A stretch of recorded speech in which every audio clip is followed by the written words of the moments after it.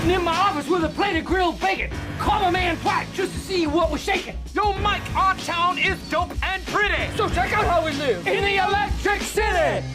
They call it Scranton. What? The Electric City. Scranton. What? The Electric City. Lazy Scranton, the Electric City. They call it that because of the electricity. The city's laid out from east to west, and our public parks and libraries are truly the best. Call poison control if you're bit by a spider. But check that it's covered by your healthcare provider. Plenty of space in the parking lot, but the little cars don't win the compact spot. Spot, spot, spot, spot, spot. Snack attack time. Don't lose your head. We like Cuginos for the tasty bread.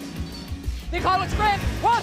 The Electric City. Scranton. What? The Electric City. Scranton. What? The Electric City. Dispatch to Banana Ball. All units converge on Scranton, Pennsylvania, here at PNC Field, where we know we're all in the good old days here in the Electric City. On one side, the Loco Beach Coconuts, winners of 7 of the last 12, absolutely blazing temperatures on the beach. But on the opposite side, the Firefighters facing their toughest stretch of 2026, falling in 5 of their last 7, but their debut in the Keystone State may be just what they needed for mission turnaround. We got a big one here in Scranton. It's the Coconuts, Firefighters, live and in living color. Let's roll. And with that, welcome inside the Dispatch Center here at PNC Field. That's AJ Switek, I'm Zach Staten, and I've got 2 tickets to paradise.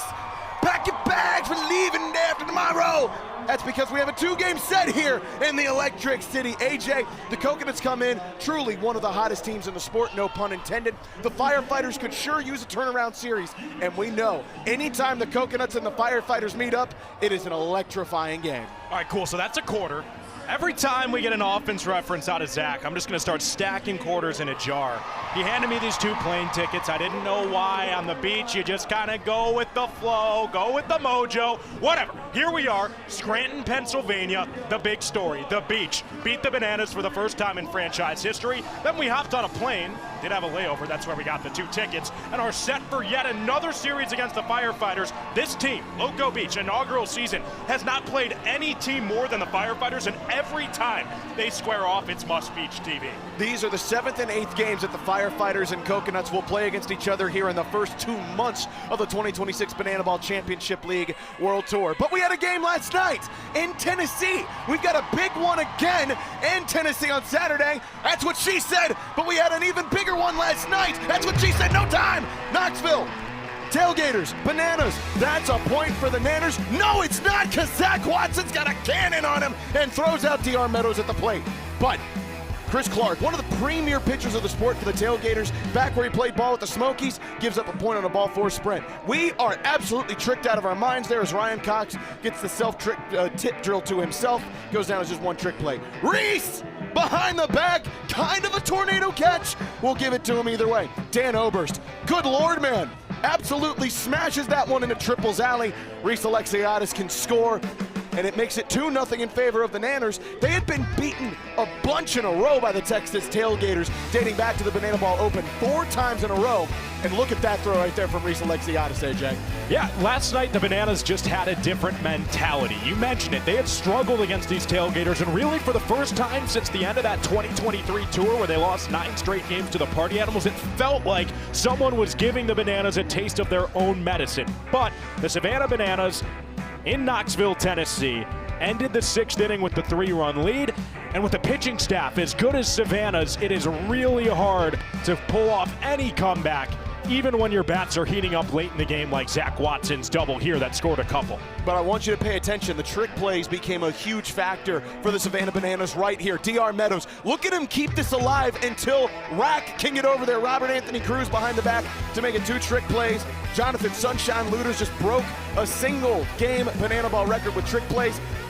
He and Taylor Justice get it up to 14. That's all they could get. Equalizer point denied. Then Danny Hosley sits him down in the 9th inning to secure a 3-1 win for the Bananas. First time they beat them since Chapel Hill on April 11th and 12th. Reese Alexiadis, a man on a mission, but AJ, that's a big win for the Bananas against a team that has had their number for about a month. It's a big win against the Bananas. After taking down the Coconuts 2-1 in their 3-game stint, they picked up right where they left off. How about 29 total trick plays in the game? The Bananas just edged out the Tailgaters. Equalizer point wouldn't end up being a difference maker because the Bananas secured a 2-point win behind a 3-run ball game. It was pitching and defense dominant for both sides. Savannah's just better last night. Now, we talk about the Bananas here. We got a big one coming up in Knoxville tomorrow in Neyland Stadium. Hundreds of thousands of people will be there. We can't wait to be there with you in virtual Banana Land. But we need to take a peek at how this affected the Banana Ball Championship League standings. It really didn't in terms of where teams sit. Bananas are still number 1, Tailgaters are still number 2, but the separation is greater there. I want you to take a peek at 3 and 4. It's Coconuts and the Firefighters. Firefighters really fighting for their life to stay above the cut line against the Party Animals. They have the tiebreaker there because they're 2-0 against the Animals, but the Coconuts have the spot at 3 because A, we're tied up. It's 3 and 3 apiece in the head-to-head between these two teams, and they got a little bit of a better win percentage. Don't get me wrong, it's cool to be a good seed, and yeah, whatever. I think both teams are really content with sitting above that red equator line. If at the end of the season you're in the dance, that's the only ticket you need punched. The Coconuts were able to pick up their 11th win of the season last night in historic fashion. How about 11 wins, 11 rules in Banana Ball, and one of the most unique rules in all of sports came into full effect in the bottom of the 9th inning. A ban had a major influence on the Coconut season, using the challenge in the biggest of moments to ultimately end the game in favor of the Beach. Let's give it a watch. CJ Williams on the mound, DR Meadows at the plate.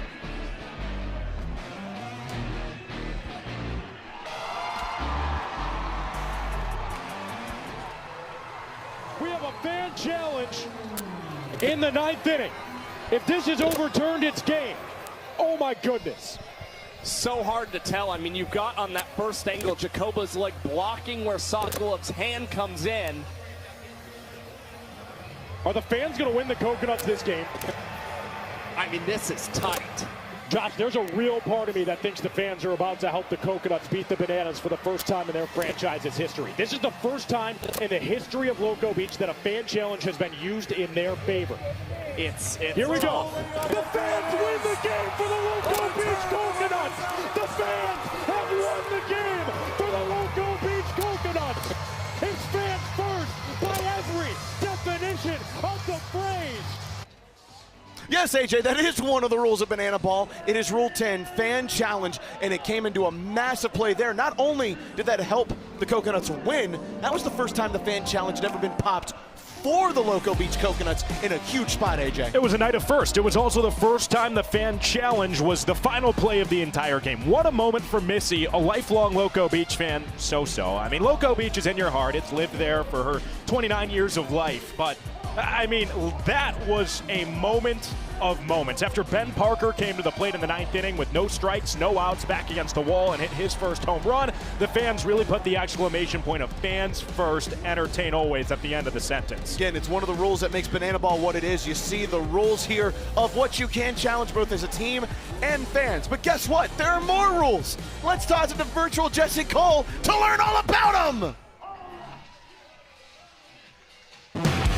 Banana Ball is the fastest and most entertaining show in sports. And the 11 rules guarantee the most fans-first experiences every second. Unbelievable! Welcome to the Banana Ball Championship League. Rule number 1, win the inning, win the point.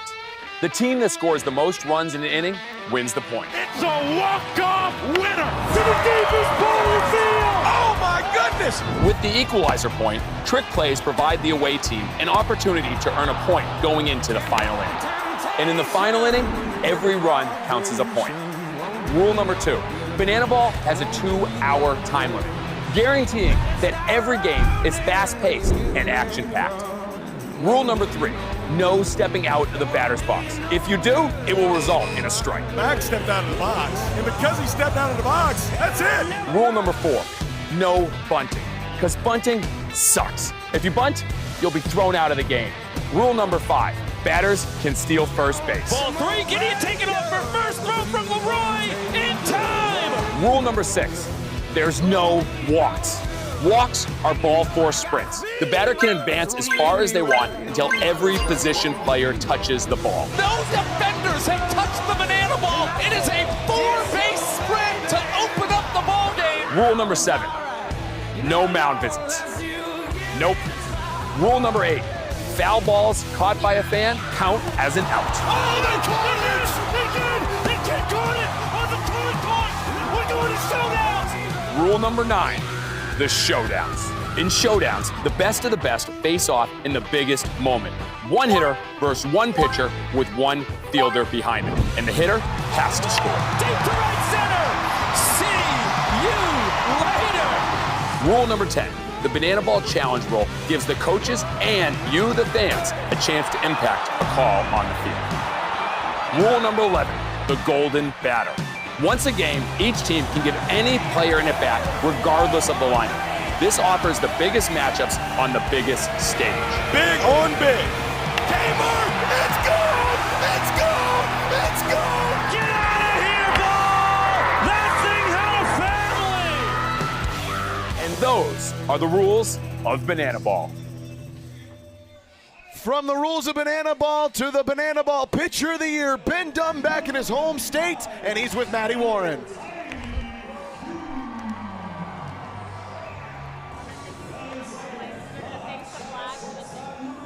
Before we hear from Ben, this is PNC Field. A beautiful stage here for Banana Ball with nature right behind you as you hear the Firefighters starting lineups going on in the background as well. When a huge renovation, a big facelift in 2007. AJ was maybe a year old at that point. $43 million, but this is a place where legends truly have been made. Home of the Scranton Wilkes-Barre. I was 2. 2 years old, sorry. Home of the Scranton Wilkes-Barre Rail Riders, of course, AAA affiliate for the New York Yankees. This is a beautiful sight to see. A great spot right on Montage Mountain here on the outskirts of Scranton, Pennsylvania. Home of a lot of things, including Ben Dunn. And here he is with Matty Warren to talk a lot of things about being back home.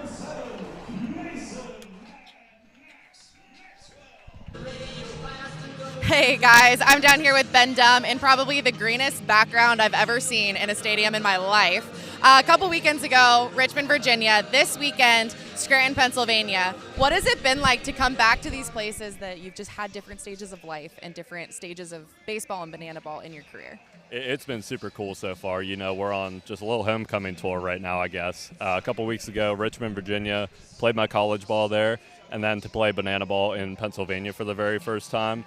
Grew up about 2.5 hours down the road, but still got a ton of friends and family in the crowd tonight. So it's just been a super special couple weeks, and it's going to be a fun weekend. For sure. I didn't know a lot about Pennsylvania. Actually, I didn't know anything about Pennsylvania before this weekend. However, I have been told that there is a heavy debate between two places, Sheetz and Wawa. I don't know anything about either of them, so give me the rundown. Yeah, that is a very heated debate here in Pennsylvania. And the further west you get in the state, I believe it starts to lean towards Wawa. But I'm a diehard Sheetz fan, so there you have it. What is it about Sheetz that just has you sold? Sheetz has very good coffee. You know, their coffee machines just put a little bit of froth on the top of your coffee, and it's just a good customer experience there. Okay, now I'm going to have somebody make a good case for Wawa because I think the coffee right there just sold me. Yeah. Zach, what do you think about that? Can you see by the dawn's early light what so proudly we hailed at the twilight's last gleaming, whose broad stripes and bright stars through the perilous fight o'er the ramparts we watched were so gallantly streaming, and the rocket's red glare, the bombs bursting in air, gave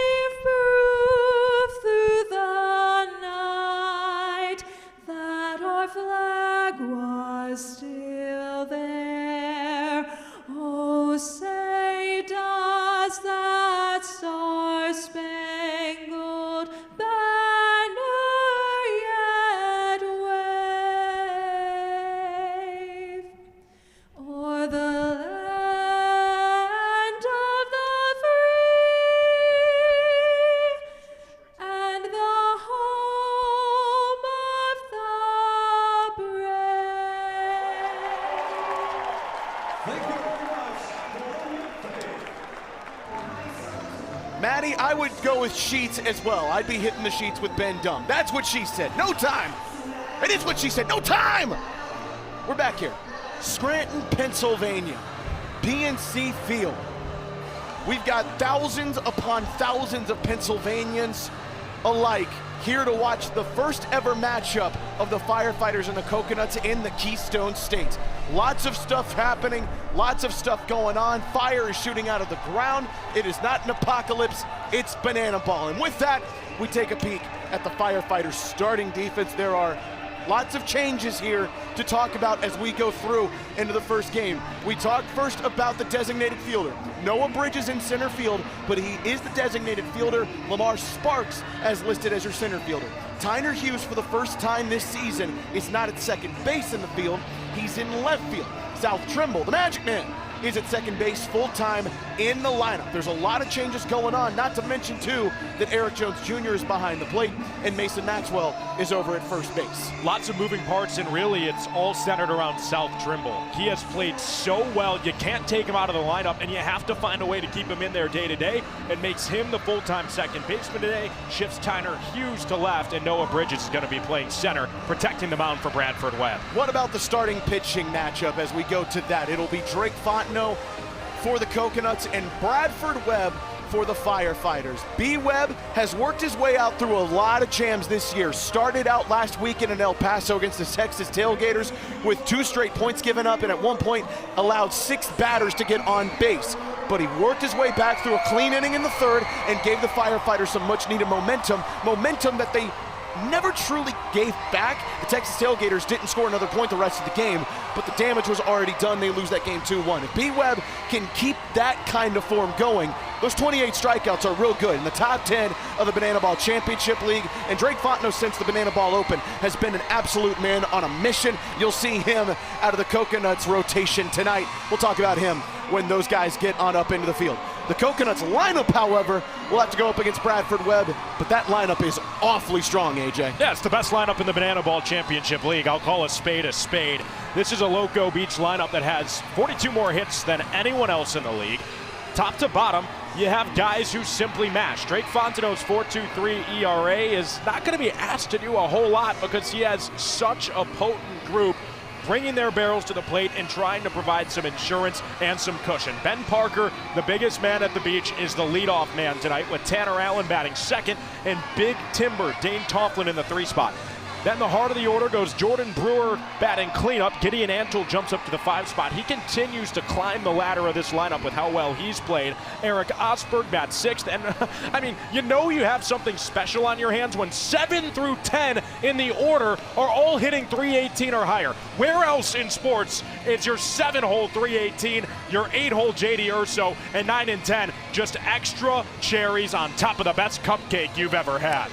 Let's go down to Kaz Egan to ring the bell. You have waited long enough, but right now I think it's time we start the clock. But first, please help me welcome 4-year-old Lena. Lena, thank you so much for helping me out.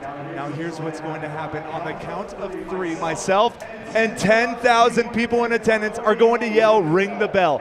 And when we do, you're going to do just that, all right? 1, 2, 3, ring the bell! Showtime! Heck yeah! We are playing Banana Ball in Pennsylvania.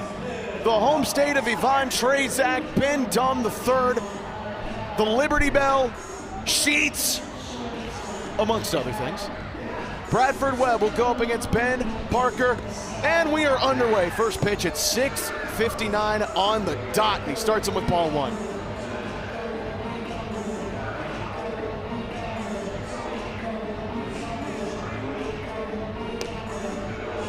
Low and outside, EJ catching for Bradford Webb. First time EJ's been behind the dish since we were in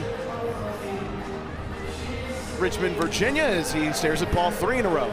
This is par for the course for Ben Parker. He's getting on base in over 50% of his plate appearances. He has been one of, if not the toughest out in the BBCL. One thing the Firefighters have not been great at is these ball 4 sprints, and he earns a B4S right out of the gate. So if you're new to banana ball, all 7 fielders behind the pitcher and catcher must touch that yellow banana ball before they can stop the play. Ben Parker will halt it at first, but a 1-base ball for sprint to bring up Tanner Allen. I just love seeing Ben Parker trying to scrunch that big body into a tiny box.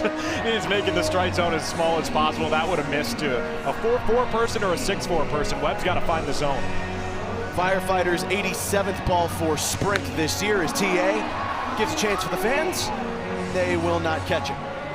He's well out of this park. No lack of confidence for Tanner Allen. He told me today before the game that if he doesn't swing at a pitch, it should just be called a ball because he has the best feel for the zone in the league. Sends it back to the fans again. In the concourse, maybe? No. He should feel confident. 38 hits, the most in the Banana Ball Championship League. Just in the month of May, the Coconuts have the top 5 number of hitters in the BBCL. 0-2, chopper, chance for a double play. Oh, it goes off the glove of Peanut and into the outfield. And that'll make it runners on the corners. Peanut maybe trying to get a trick play, took his eye off the ball. That should be an E6.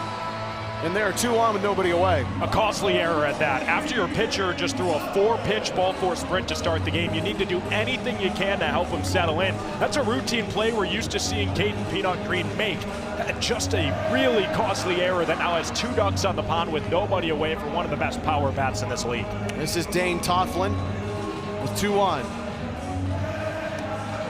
Peanut with 37 trick plays on the year to lead the Firefighters, as sure-handed as you usually see. So now Bradford needs something good right here. That'll get laced into right field. Darian McDowell will watch it go foul. Toughlin is just about as good numbers as you could find with anybody here in the Banana Ball Championship League. 34 hits, is tied for second along with the likes of Ben Parker and Jackie Bradley Jr. for second. To check on over to first, TA back and plenty of time. A 405 average, 475 OBP. The one place he will struggle every now and then is strikeouts. B-Webb won't get him to chase. He's got 17 this year, which is in the top 5 in the BBCL. A 2-1 count. To be honest with you, Zach, the strikeout thing is kind of splitting hairs. I mean, when you're hitting as well as Dane Toughlin, you take the strikeouts with what you're getting production-wise at the plate. Ball 4 sprint, scores a run. Toughlin, high into the sky. Do the fans have a chance for it? They don't. Landed on the roof of this place. So it'll work it full, though. Bradford Webb needs an out here. Again, a guy who's as gritty as they come, represents the Firefighters so well with the way that he faces adversity, but he needs an out here. Toughlin beats that one to the ground. We'll keep it going.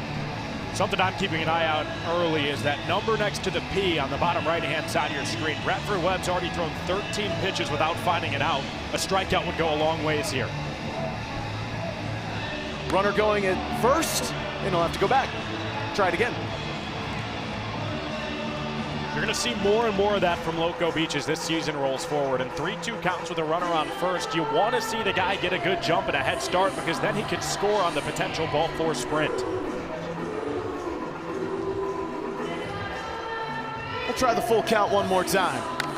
Toughlin rips that one into right field. Darian McDowell has a beat on it, and he'll bring it in for the out. Ben Parker will tag up from third and easily score. TA stays at first, but the first run is across on a sacrifice fly from Dane Toughlin.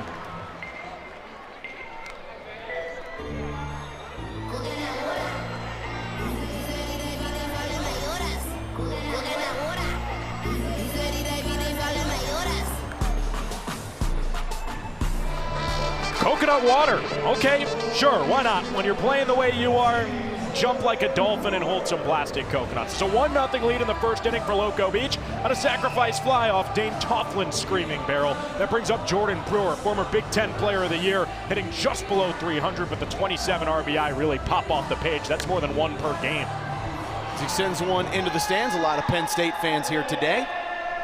Found that out during Fire Drill Live. Had Ben Dunn with me. His father was a graduate of Penn State and got a lot of wee R's out there. Over to Peanut, chance for redemption. Second, Southie, little trouble trying to get the trick play, and it goes underneath the glove of Mason, so it'll go down as 1 out, no trick play. But we'll trade places between Jordan Brewer and Tanner Allen at first, 2 away. The struggle there for Trimble came on the transfer. Tried to go between the legs. If you just went the traditional way, you probably have a double play. Instead, it extends the inning to bring up the 5-hole bat, Gideon Antle, who has continued to climb the ladder of this lineup, and he has really been a firefighter killer this season. Both of his home runs have come off of Ben Dumm out of the bullpen, who we're anticipating seeing later tonight. And they were both in the 9th inning. Maybe a touch more on that later in this ball game. B-Webb trying to get him to chase. Bradford really works well when that cutter is moving and fooling hitters. That one not doing the job there. Again away. You can see B-Webb, this is one of the things that makes him who he is. He's a guy that's very vocal to himself, very boisterous at himself.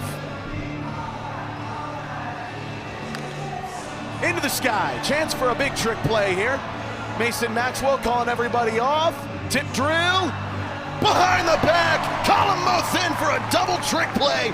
And the Firefighters limit the damage to just 1 and get a couple of trick plays just to do the job there. But the Coconuts have the advantage going into the bottom half. It's a 1-0 lead that Drake Fontenot and this defense are going to be tasked with holding on to. The Beach has the most errors in the field in the entire Banana Ball Championship League this season, but they're not afraid to go for trick plays, even in their first season. This is a team that understands the spirit of the sport.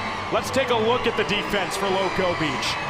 And it is a major change from Coach Crocco today. For the first time in this team's history, Peyton Chatagnier has taken a seat on the bench. I don't need you to look at Brett Carson at short. I need you to look at Sal Jacobo, the designated fielder with a team-leading 44 trick plays. He's going to be playing shortstop all night long. Brett Carson will hit for him. And J.D. Urso, after hitting 400 last weekend against the Bananas, has earned himself a role in this lineup long-term. He's going to be playing second all night with Dalton Malden as the designated hitter. So Peyton Chatagnier gets the night off for the first time, and it opens opportunities for the likes of Brett Carson, J.D. Urso, and Sal Jacobo to elevate Drake Fontenot on the mound.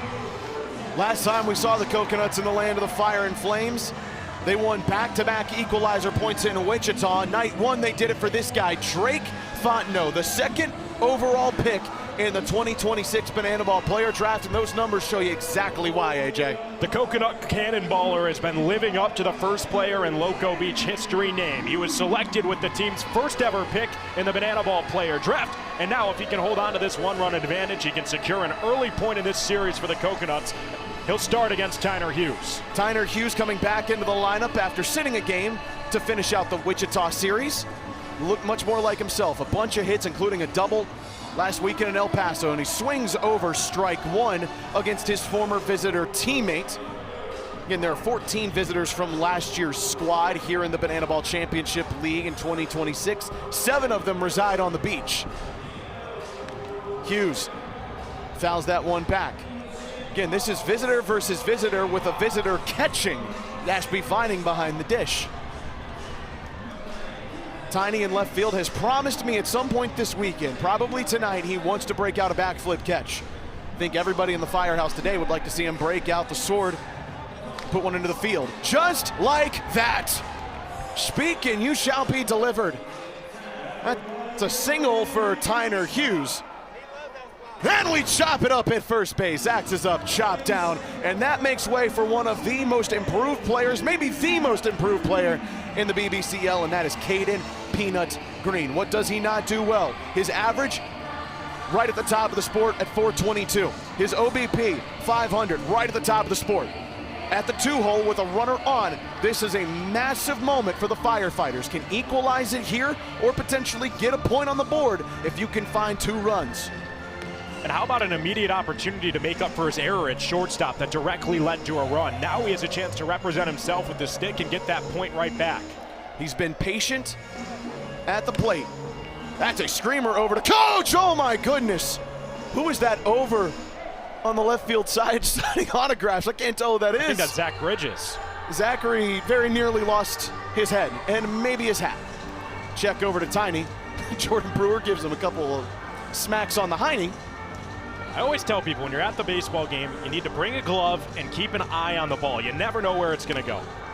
Fights that one over to second base. Trick play, trick play. Oh, and is he off the bag? No, he's not. It's a double trick play and a double play. The new connection up the middle quickly familiarizes himself with PNC Field. J.D. Urso, Sal Jacobo. Remember the names. We go from Urso to the Salamander to JB, who somehow stays on the bag for a double trick play, double play that clears the bases.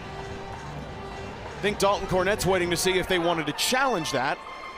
That was mighty close over at first, but the Firefighters went from a runner on and nobody out to now 2 out and facing their last batter potentially of the inning in Dalton Cornett. Now, if there's anybody you'd want in a spot like this, it is old DC3, 7 walk-offs on the year.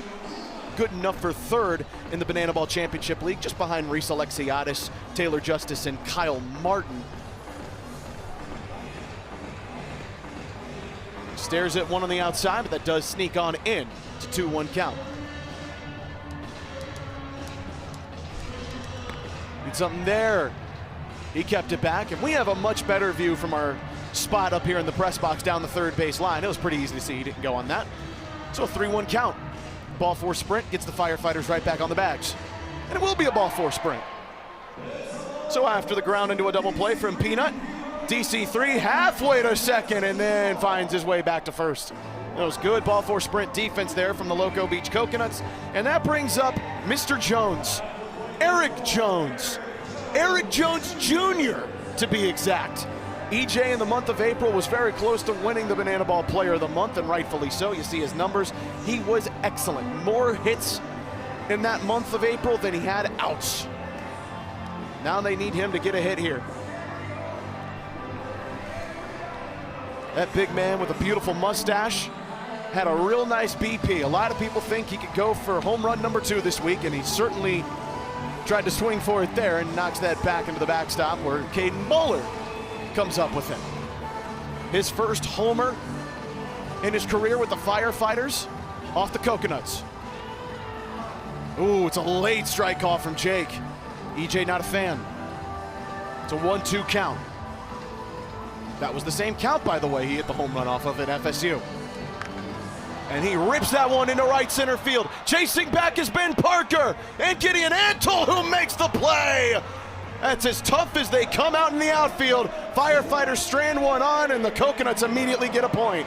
That's the Ant-Man covering ground and reminding you why he is the best defensive right fielder in this league. He pairs an 80-grade arm with plus wheels and puts him on full display there. It's a 1-0 Coconuts lead through 1 inning. Let's go down to the field for Scott's Tots.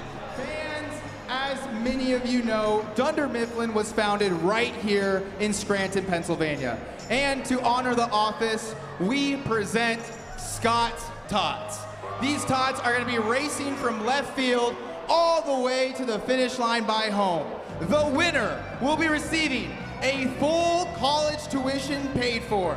Tots, the future is in your hands. In 3, 2, 1, go! Run to the finish line. Right now, we got Wyatt in the lead, but Paco's right next to him. Who's it going to be? Run to the finish line. Run, run, run. It's neck and neck between Paco and Wyatt. It's anyone's game at this point. Run to the finish line. Who's it gonna be? It's Wyatt. All right, Wyatt, my friend, what a huge honor and moment this is for you. I kind of have a confession. I kind of promised something that I wasn't really able to actually follow up on. You know, Jesse Cole, he didn't really technically approve this, but I can't pay for your college. I'm so sorry, but I do have this, and as Michael Scott says, computer batteries are the future. Give it up for Wyatt, everybody.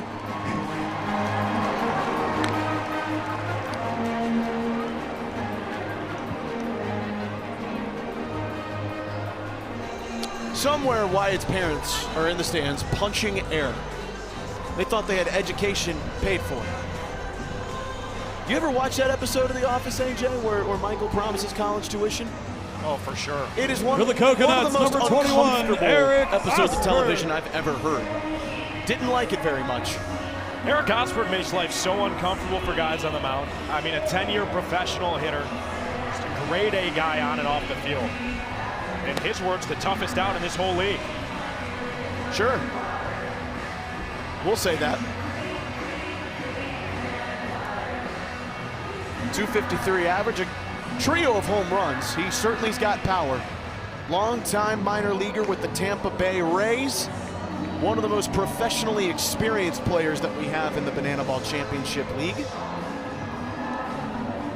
He's got a 2-0 count. Make it 2-1. I can't emphasize enough, he chose to be here over big league camp. Had an offer from the Red Sox, wanted to play for Loco Beach because he believed in Coach Croc's message. 3-1 count.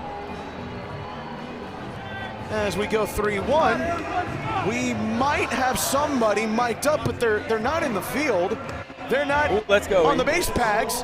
Eric Osberg earns the ball for Sprint. He's now about to be on the base pads. It's Armani Henderson, a designated runner mic'd up. Hey, AJ good job, baby. Switek. Monty, how you feeling, man? Hey, what's Armani. up, guys? What's up, AJ, Zach? Can't really hear you that well. Hey, that's okay. He's doing a little slide step, but every once in a while he does do a leg lift if you get it. Okay. Hey, that's good. I like that. Coach Martz picking up on the leg lift. Oh man, he's been holding well. Shifting up his times, 2 seconds forward.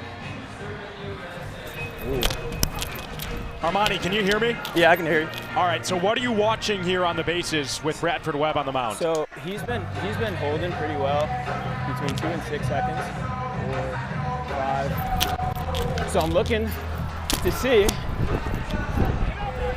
Darren McDowell underneath. Oh, he ripped it between No, the legs. not again. I learned last time. Armani, I was just about to ask you about that. Do you get visions of Little Rock whenever Darren McDowell catches a ball? No, I don't think he gets visions of Little Rock. Here comes J.D. Urso. Yeah, 93 game on base streak at the D2 level. That's the record. Armani, with a lineup like this, you and I talked pretty candidly, and you feel like you can comfortably set this league record in wins. I hear donut. Well, watch this. Oh shit! He's safe. Wow, that's close. Sorry, I didn't mean to curse there, guys. That's all right. That slide back was as filthy as your vocabulary, Armani. J.D. Urso, second base, chance for a double play. Bounce pass over to first, and that goes off the thigh of Mason and into his other thigh. So it'll go down as one trick play for Southie on the bounce pass. Armani, I like the ASMR though of you running to second. Yeah, that made some good noise. Hey, usually very vocal over there. So I couldn't hear you guys between That's March. okay. Well, you can hear us now. Let's have a conversation. Yeah. J.D. Urso just stole second base. Good job, JD.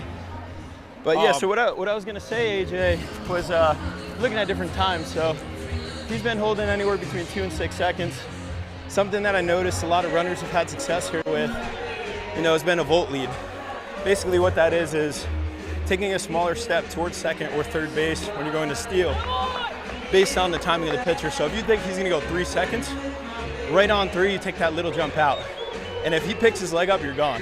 You're saved 9 out of 10 times. See, that's super insightful stuff. Armani Henderson's a guy who watches just as much film as anybody. Armani, what I want to know is you spent a lot of time playing ball overseas. Was there ever a point in life when you thought you were going to be a designated runner in Banana Ball? And what would you tell your past self now that you're here? So definitely not. I never thought I'd be a designated runner if I was gonna be playing ball again. But of course, you guys know I'm super grateful to be here. It's been such a journey. Overseas in France, center fielder, played the outfield over there. Grateful enough to be named a French All-Star. I get to play against the 2023 Czech national team in Prague, Czech Republic with the Baseball Jobs Overseas Globetrotters. A bunch of great dudes there, but the route and journey to get here, man, has been crazy. I'd have you guys on here the whole game. But yeah, I did not expect that. Very grateful to have worked out with the visitors last year and be a visiting visitor. Kind of did my thing there. Actually popped my hamstring in one of the days we were together over there on the third day. I was doing a stanky leg coming off the field. You know what it is. That's great. And then Croc kept me around, and he kind of just always wanted me to be around the boys, and we had something special, that visitors team. I was able to be invited back with the when they played the Bananas in July. And then Barry let me know he wanted me to come to another tryout over in October. And that was a pretty good experience. I led off the tryout with a foul ball home run, took a pitch for a ball, and then hit a home run, which is pretty cool. And then made a trick play in center, but once I knew I was going to be in the draft, I thought I had a good shot of getting drafted as an outfielder. And unfortunately I didn't, but look at where we are now, guys, you know? So I was the first entertainment player, first DR ever for the Coconuts, and I'm super grateful for that. I know in Las Vegas I got a little stint in the outfield. That was pretty cool. It so was. I was ready for that. And ooh, we've got an entrance, Armani. We got to say goodbye to you here. Got to see that. That's Armani Henderson, history maker. Watching the sun bake. All of those tourists covered with oil. That's a unique look for Caden Bowler. That's definitely new, mustache and goatee, and that's long-term for Dalton Malden, in case you're unfamiliar. Hello. Jordan Brewer. What a position to be in there. That's what she's Oh, this is awesome. You know how to boil shrimp, Ben Parker? What can't you do? Oh, we're wasted away again. Wasting away again in Margarita. Chad, what you know about Jimmy Buffett? Searching for my lost sugar and salt. Some people claim that there's a wall. Now, boys, you got to take the field behind Drake. Oh, they listened. Good. This time they did. That's awesome. I want to say really quickly, thank you again to Armani Tiki Turbo Henderson for taking the time to join us. That was really quick, but he is just such a great human being. Armani Henderson, great to get some insight about what he looks for on the bases, one of the unique positions here in Banana Ball.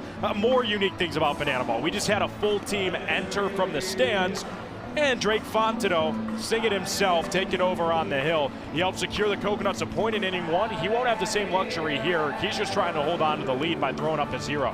Wonder if Drake is a good singer in real life.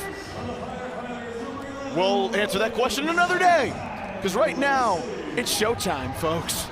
Logan Lacey steps in. Again, hate that we had to get Armani out of there that quickly, but when Jimmy Buffett is playing, you got to do what you got to do. But had a great conversation with Armani a little bit earlier, just talking about where we're from. In fact, he switched to being a Yankees fan from a Red Sox fan because of his girlfriend. As Lacey looks at one low. He also said the Mookie Betts trade was the final straw. I could talk with Armani all day long. He spent so much time playing in France and just really touring all across Europe, helping grow the sport of baseball. Now finds himself here in Banana Ball making fans every day. Lacey rips it into right field. That'll go down as a base knock. So back-to-back innings start off with singles for the Fire and Flames. By the way, it's also a huge get out of a jam spot there from Bradford Webb. As he comes out, puts a runner on second and J.D. Urso, 3-2 count, and he gets a pop-up from Dalton Malden. That's the kind of grit that you see from B-Webb. And now, Lamar Sparks, the man with the most home runs from a Firefighter ever, gets an opportunity to potentially move a runner into scoring position. Hit a blast last weekend, right to dead center off the batter's eye. 5 homers on the year is pretty darn good. That will not be a homer, but that does sneak through. And we'll see if that's a base knock or not. That goes off the glove of Dane Tofflin. It was a tough play for him to make, an even tougher one for the shortstop and Sal Jacobo after it goes off the glove. But Sal still got cake all over his face. That's an insane look. That is wild. I think that's definitely a base hit. Really tough ass for Dane Tofflin, who likely wanted to try to get 2 outs there. Instead, though, it's a base knock for Lamar Sparks, puts the inning-winning run in scoring position for Mason Maxwell. Mason into the stands. He's going. Bring a glove! I don't think they had a shot at that one. He's also going no batting gloves, much like Logan Lacey. He's also growing out the facial hair. Remember, this is a guy who's very superstitious, and he might have just put one at the warning track. Logan Lacey's gonna tag up. Ben Parker got a live arm, but it'll just stay at second. Runners on the corners with just 1 away, and the Firefighters just need 1 to sneak through, and they'll get a point on the board. Yeah, that exact contact here now from Dakota McFadden would tie the game. He's just trying to get something deep enough to the park to tie this one up.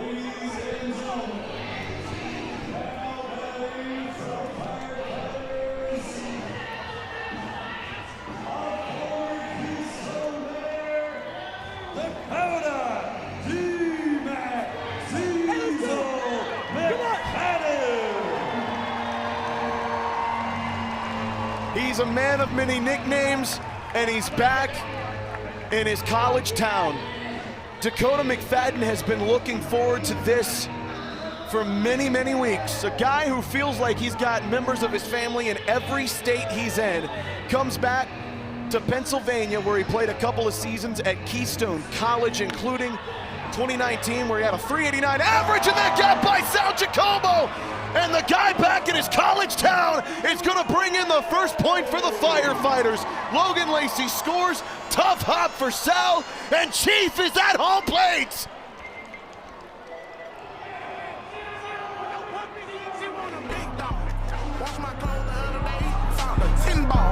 Flip phone for the jug, just a throwaway. You know who's a big dog? The big man out of North Carolina by way of Keystone College, Dakota McFadden. That's a tough hop, I think, for Sal Jacobo. Look at this as Logan Lacey comes in. You knew D-Mac wanted that moment. So great to see that for him. I think that's a tough play for Sal to make. Took a weird hop. We'll see what the official scoring is on that. But in the meantime, Maddie Warrens with old Diesel. I mean, a banana ball walk-off hit back here on this field in your Keystone jersey. Does this field feel the same as you remember it in 2018? I mean, that was surreal. Just had a runner in scoring position.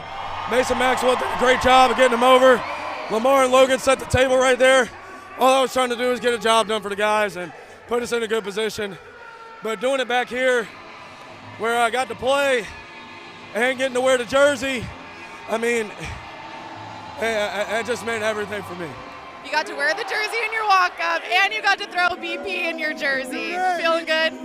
This is unbelievable, and I'm so blessed, and I can't thank this place enough. This place means everything to me, just like these guys mean everything to me, and I'm grateful for their support and everything that they do for me, and I'm so happy I was able to do this. If you couldn't tell, they love him, he loves them, guys. Oh, Dakota McFadden played a couple of years, 2018 and 2019, 389 average in 2018, 349 average in 2018. The guy was just insane in college. He comes back, won a couple of conference championships here with Keystone. That campus is just about 30 minutes outside of Scranton. So he's got a host of people here, and he gets a nice little college town moment. Special stuff for a special person in Dakota McFadden. Hey, Brett Carson. Listed as the shortstop, he's being designated fielded for, and he just pushed that one to the backstop. Former Texas tailgater goes up against old B-Web. But very much like the first couple of games that we've seen with the Firefighters and Coconuts, both teams out and running on the offensive side. Defenses haven't been as crisp as you would think, but the Firefighters and Coconuts are aggressive. You can see that today. Always attacking. Dual threat Brett, a great definition of attack. He's always up there swinging as hard as he can. He's comfortable swinging for power and comfortable pitching from the mound. He's a two-way guy here for Loco Beach, who slots into the 10 spot. That means the top of the order with Ben Parker and Tanner Allen are already on deck and in the hole respectively. So Webb would love to take care of Carson here. That goes without saying. It's a 2-2 count. We'll send it back to the streets. I ran into Prison Mike earlier. I'm Prison Mike. It's another Office reference. I think you already owe me about $3.50 in that jar of quarters. Yeah, I might be in trouble here. My dad will probably be watching, and he'll love it. Right back up the chute. Peanut. Tough play to make, and Mason Maxwell scoops it up out of the dirt. Peanut going across his body. Might not be a trick play, but it's awfully impressive to make that kind of throw. And then Mason Maxwell coming up out of the dirt to get that one. Look at this, Peanut right across his body, and that's a heck of a backhanded stab over at the first bag. That's the kind of confidence you want to see from your shortstop as well. Able to get to the second base side of the bag and let his momentum carry him towards first, put the full body into the throw and beat him by a full step. Already back to the top of the order. Ben Parker here in the top of the third.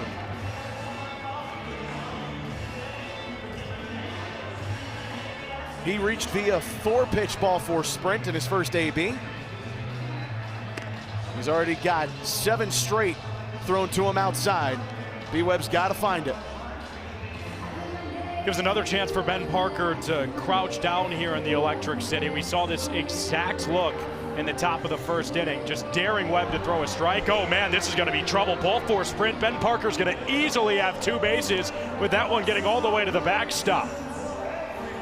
Firefighters will limit the damage to just 2 bases. But damage done again here in the top of the third as Ben Parker just continues to get on base. Has the best OBP in the sport coming into tonight, and that's only going to get better from here. 5:05 coming into this weekend.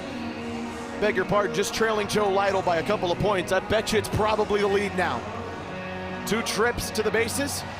Parker already scored a run as Tanner Allen darts one through the gap and into left field. Be surprised if they send Parker, and they won't. He'll keep at third. He'd been out by a mile, but that's a single for TA, and runners on the corners with 1 away. His bat-to-ball skills are just something special. Tanner Allen has an uncanny feel for the zone and an ability to get barrel to banana ball. Sprayed it through the left side of the infield, and it moves Ben Parker 90 feet from scoring yet again in this game.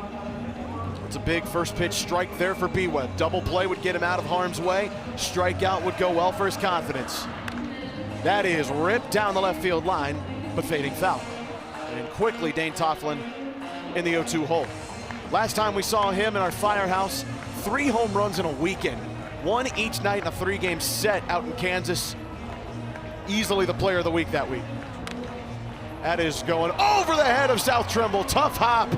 TA on his way to third. Darian McDowell won't make the throw, and that's an RBI single for Dane. Wow, that one took a seismic slam off of the grass. That's what happens when you hit the ball as hard as Dane Tofflin. Sometimes it just has a mind of its own. What looked to be a potential play for South Trimble cleared his head by at least 5 feet on this jump. He was down to a knee, goes over the Magic Man's head, brings in a run, and there's now runners on first and third for Jordan Brewer with 1 away. That one hurts if you're South Trimble, but there's nothing you can do there. It's just a well-placed ball as that one thrown by Mason Maxwell, and that's going to score another run. It'll get Armani Henderson up to second. And the Firefighters have given up a pair after getting the first batter out of the inning. It's a big mistake from Bradford Webb, especially as the home team, because now you're putting a lot more pressure on your offense to find a way to even this one up. The difference between a 1-run and 2-run inning cannot be overstated. That was just thrown well away from the bag down the line, and it allowed both runners to move up a base. Brewer into the heavens. Mason Maxwell calling everybody off. Does he have a trick play in store? Yes, he does! Into the magic hat for a double trick play, and the ball has disappeared. Where did it go? No clue. Mason Maxwell starts the double trick play. And smoke just left Mason Maxwell hanging. He wanted a high five and had to give it to himself. Come on, it's a double trick play. Be there for your guy. Hey, That's great. You make a ball disappear and see if you're attentive to everything around you. South has actually left the hat at second base as he checks over on Armani. Gideon Antle right back up.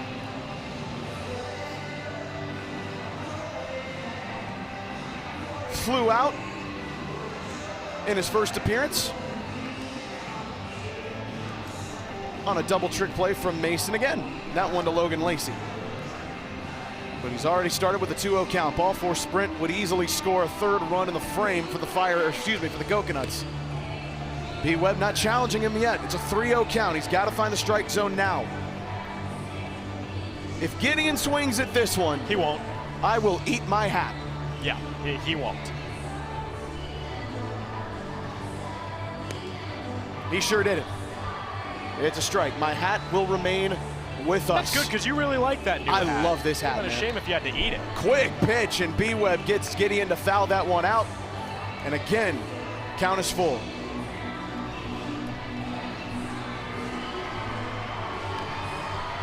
And we'll foul it again. On the payoff pitch with 2 away, Armani Henderson free to go whenever he chooses, especially with the ball 4 sprint. Quick, Gideon again going. He's got a really good fighting approach up there right now. Swinging at the last possible second, trying to get a ball, but if it's over the zone, he's able to battle it off like he did there. That will not count as a fan-caught foul ball. It was a lovely attempt, but it skipped off the top of the foul netting. So we'll try this full count One more time. Now do the fans have it? No. Don't think there was a fan up there to try it. Full count again. Outside ball four sprint. That'll score Armani. And it's a 3-run frame for the Coconuts, and the Firefighters really got to find it here as Armani takes a little flip and dive over at home. Fires up Gideon Antle as well. How about it? A 3-run third here for the Loco Beach Coconuts. Bradford Webb has now thrown 62 pitches. That is a scary number, just continuing to climb because guys like Antle are working long at bats. Arguably none better on this team than Eric Osberg. He is always, always, always punching his ticket for a deep count. Wonder how long B. Webb will go. As you pointed out, already at his 64th pitch here. We haven't even completed 3 innings. Osberg, big swing and miss. Something I want to point out with Eric Osberg, the average does not tell the full story. He has the second most ball four sprints on this team, and it has the on base a full 100 points higher than the batting average. When you look at it that way here in Banana Ball, ball four sprints are always more valuable than singles, so he has had a really good character approach at the plate. They sure can be. As B. Webb tries to get him to chase. Will not offer. It's a 2-2 count with 2 outs. Dukes is not as wild as they could be, but still wild enough. Swing and a miss, he fanned him. And Bradford Webb will get out of the frame, but 3 runs come across for the Coconuts, and the Firefighters have got to find a response in the bottom half of the inning. But in the meantime, let's send it down to Jolie Chabala with Bananas Foster. Across the United States, there are over 400,000 children and teens in foster care without a permanent home. To raise awareness and support this community, we created Bananas Foster, the official nonprofit of Banana Ball. Our organization is dedicated to celebrating the foster care community while educating and inspiring others to get involved. Tonight, we are celebrating Alyssa Lane. Alyssa knew she wanted to make a difference as a foster parent, so at the age of 21, she became a single mom. She also created a nonprofit that would go back to support the foster care community. In total, she has welcomed over 80 children and teens into her home and is currently parenting 5 kiddos. Fans, please welcome to the field Alyssa and her family for making a difference right here in our community.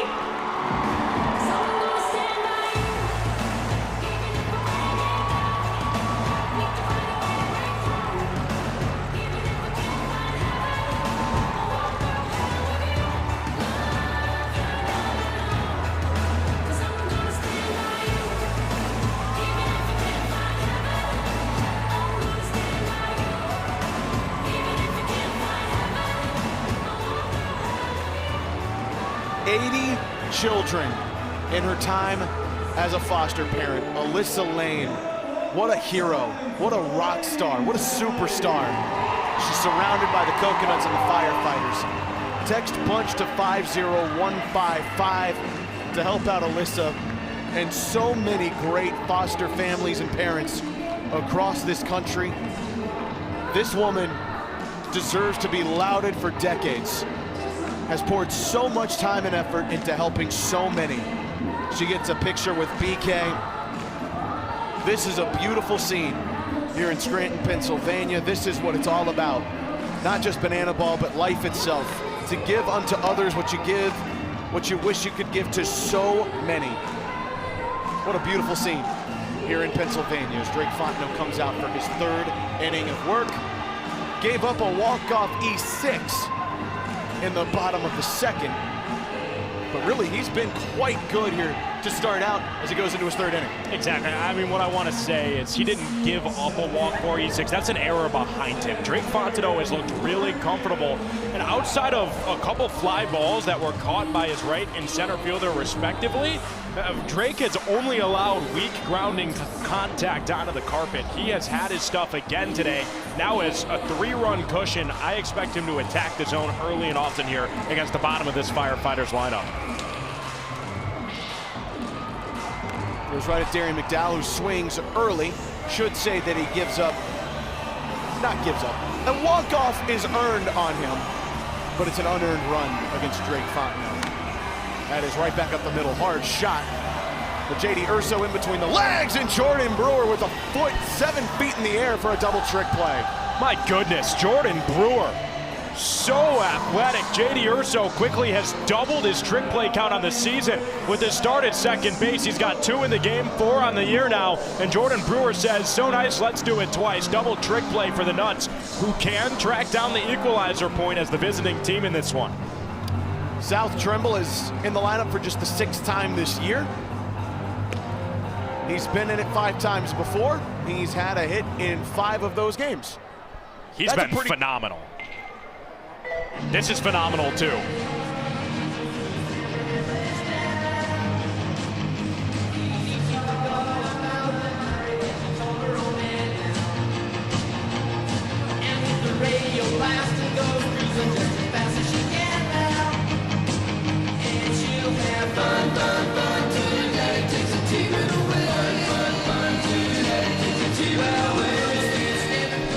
Yeah, welcome to Loco Beach, dudes.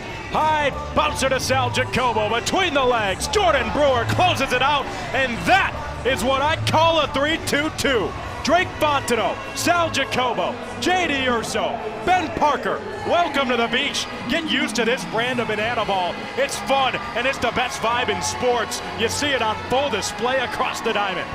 Firefighters have been much more intentional about their trick plays. They had 6 coming into the bottom half, and already the Coconuts have closed it up to Did you just see that? Just 1. Tyner Hughes swung at the first pitch. He didn't just swing at the first pitch. Ashby Bunting was laying on the ground as he caught that pitch. I cannot emphasize enough how impressive that is. 0-2. Tyner gets out of the way. It's a 1-2. Firefighters going to need a 2-out rally, the likes of which this sport was created for. And they won't get it. Big K on Tiny, and Drake Fontenot earns the 2nd point of the game for the Nuts. Sword. Drake Fontenot's sword. My goodness. Thing ran away from the batter, never a chance for contact. Tyner Hughes selling out swing all the way up. My breaking ball is just going to run right away from you. It's a 2-1 Loco Beach lead. Let's go Loco, baby. In the air. Scranton, I need you to make some noise for Bo the Beaver!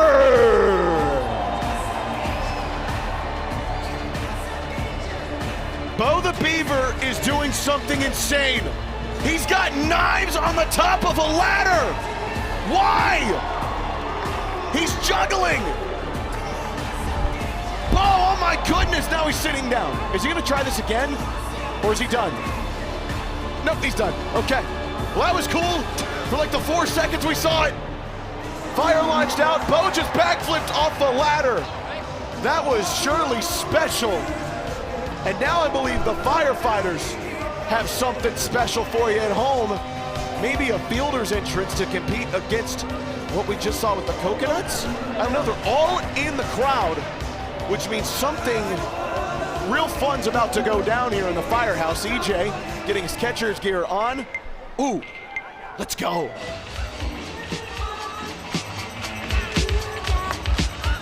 Can't remember.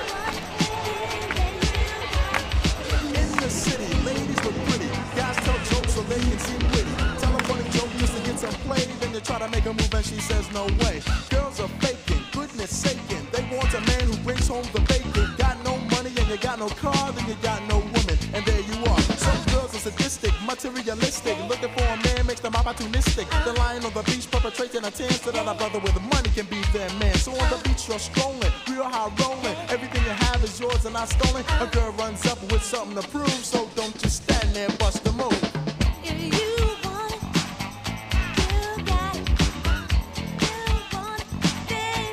Just bust the move.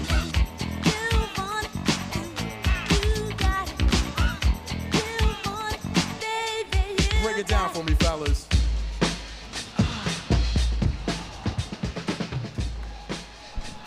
Next day's function, high-class luncheon, food is served and you're a stone-cold munchin'. Music comes on, people start to dance. I got out of rhythm, I'm gonna stop doing this right now before I lose all of my cred. Bust a move, though. That was pretty fun. What cred did you have in the first place? I've been in the booth with you a lot this season, and somehow it always ends with you rapping. I'm versatile. What can you say? Good. All right, well, Bradford Webb's back out there. I got to say, both teams feel their entrances. Knocked my socks off because I never wear them. Yes. But and now, we can tell, by the way, because your feet are smelly. And he just stops because he knows it's true. Oh, Ashby Vining's pointing up to the booth. He's got love. Yeah, that's right. Immediate defense. And he's never swinging there. B-Webb is really trying to work quick here. Wonder if this is a strategy he's talked about, trying to move a little bit faster and see if he can get the coconuts to go as he puts 2 right in the dirt. At this point, you don't want to overreact if you're the pitcher. Yes, you've had a couple of hard frames. Look, find your stuff, get comfortable. Ashby Vining, high into the sky. Noah Bridges in center field. Got a beat on it. Trick play opportunity. Oh, yeah. Call it in for a tip drill. That's the 7th trick play for the Firefighters. And they take a 2-pop lead here in the equalizer point battle. During batting practice, that's definitely a ball that gets out of the yard. But as things have cooled down and the night has moved on here in the Northeast, the ball is not going to fly as well. You've really got to get a hold of the banana ball to hit a home run here in Scranton, Pennsylvania this time of year. J.D. Urso, however, is one of the guys with that unorthodox pop. He's at the plate and a strike away from some free donuts for the fans here. Yep, J.D. Urso, the Dunkin' Donut batter. He gets K'd here. We're giving a bunch of donuts away. Oh, and they got him! The Dunkin' Donuts batter is good! Everybody, get yourself a sweet treat! Jared Donaldson has donuts to give to the people. I'm gonna see if Donnie will toss one up to me. Donnie! Donnie, give me a donut! I doubt he heard me. He turned right back around. I think that's what I'm going to call your first album. Give me a donut. Give it to the people. That's what I want. Dalton Malden sends one to the sky. Zach, how much do I have to pay to get your raps on CD? $500,000. And a big sword there for B-Webb, and that's a quick one for Bradford. Needed it, got it. As he pumps the fist in his chest. A big strikeout for Bradford Webb. And the Firefighters have a shot to equalize in the bottom of the 4th. Look at him grab his heart. Sense of relief, high knee in it. Big one for Bradford Webb. AJ, let's hey baby. Time for a little hey baby.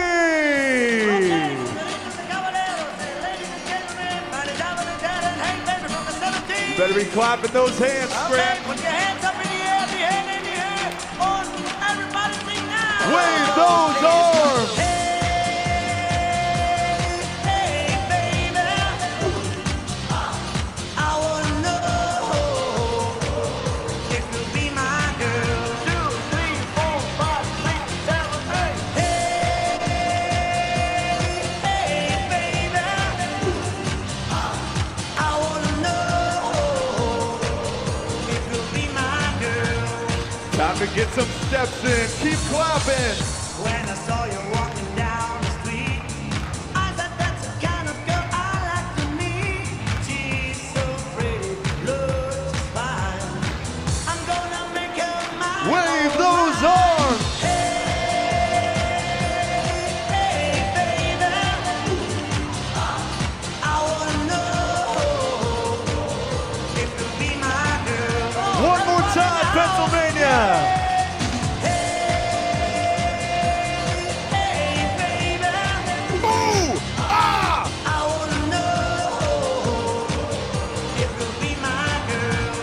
Scranton, give yourselves a big round of applause. You look amazing. When you turn and walk away. Shout out to Brett Loftus. That's his thing during Hey Baby. Just yell ooh ah as loud as you can. He's in Knoxville, about to broadcast in another SEC football stadium. He was just coaching softball. I think we just got texted, AJ. He's coaching softball today, having a blast. We're having a blast here in Scranton, Pennsylvania, where the score is 2-1 in favor of the Loco Beach Coconuts. Firefighters got to find a potential game-tying point right here, and the guy to do it could be Caden Peanut Green. Grounded out into a double play in his first appearance. But if there's anybody who can start the inning well, it would be Young Nutt. Good eye, it's a 3-0 count. Haven't seen Drake get into this kind of counts very often today, AJ. No, not at all. I'm just still out of breath from Hey Baby.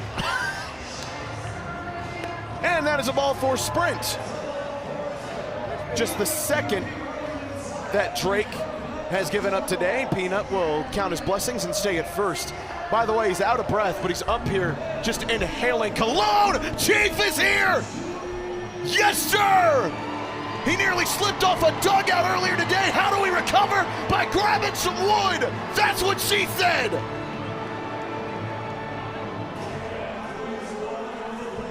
Good boy, Chief.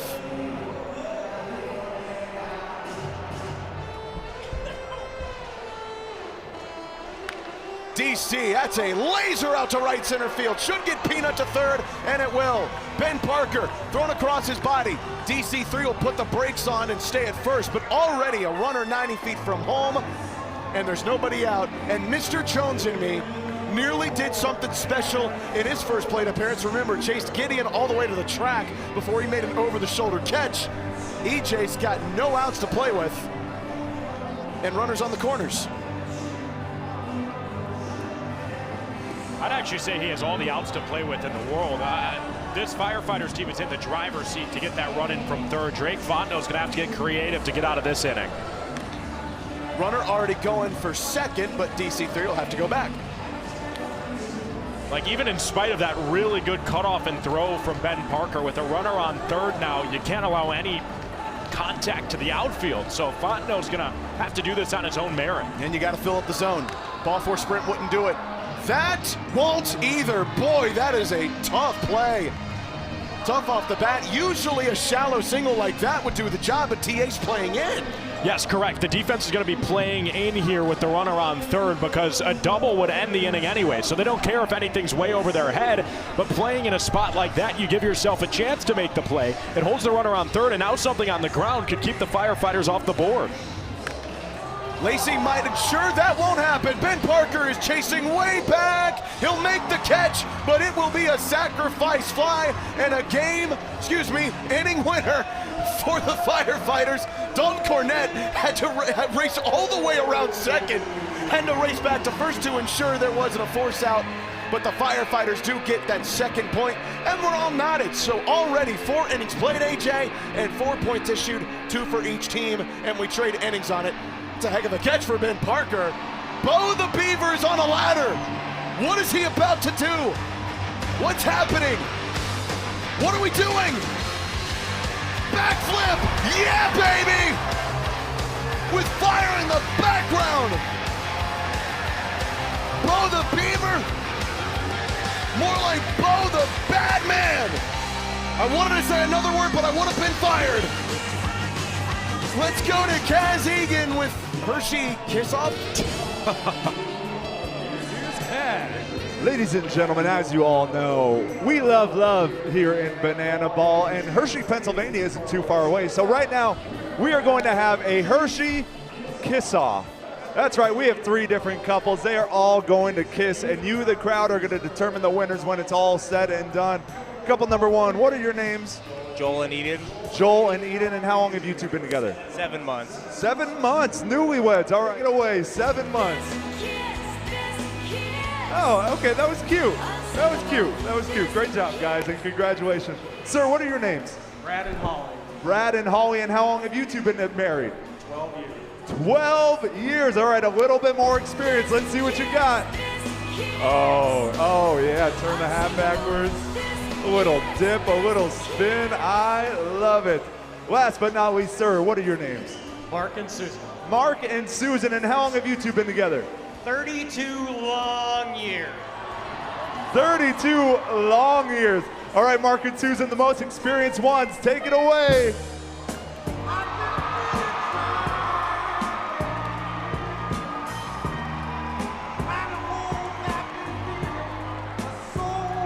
Okay. Hold on. All right. Great job. All right. Now, Scranton, this is where you come into play. I want you to determine the winner by a round of applause. Do you think it's the couple that's been together for 7 months? How about the couple that's been together for 12 years? Okay, that's not bad. Or do you think it's...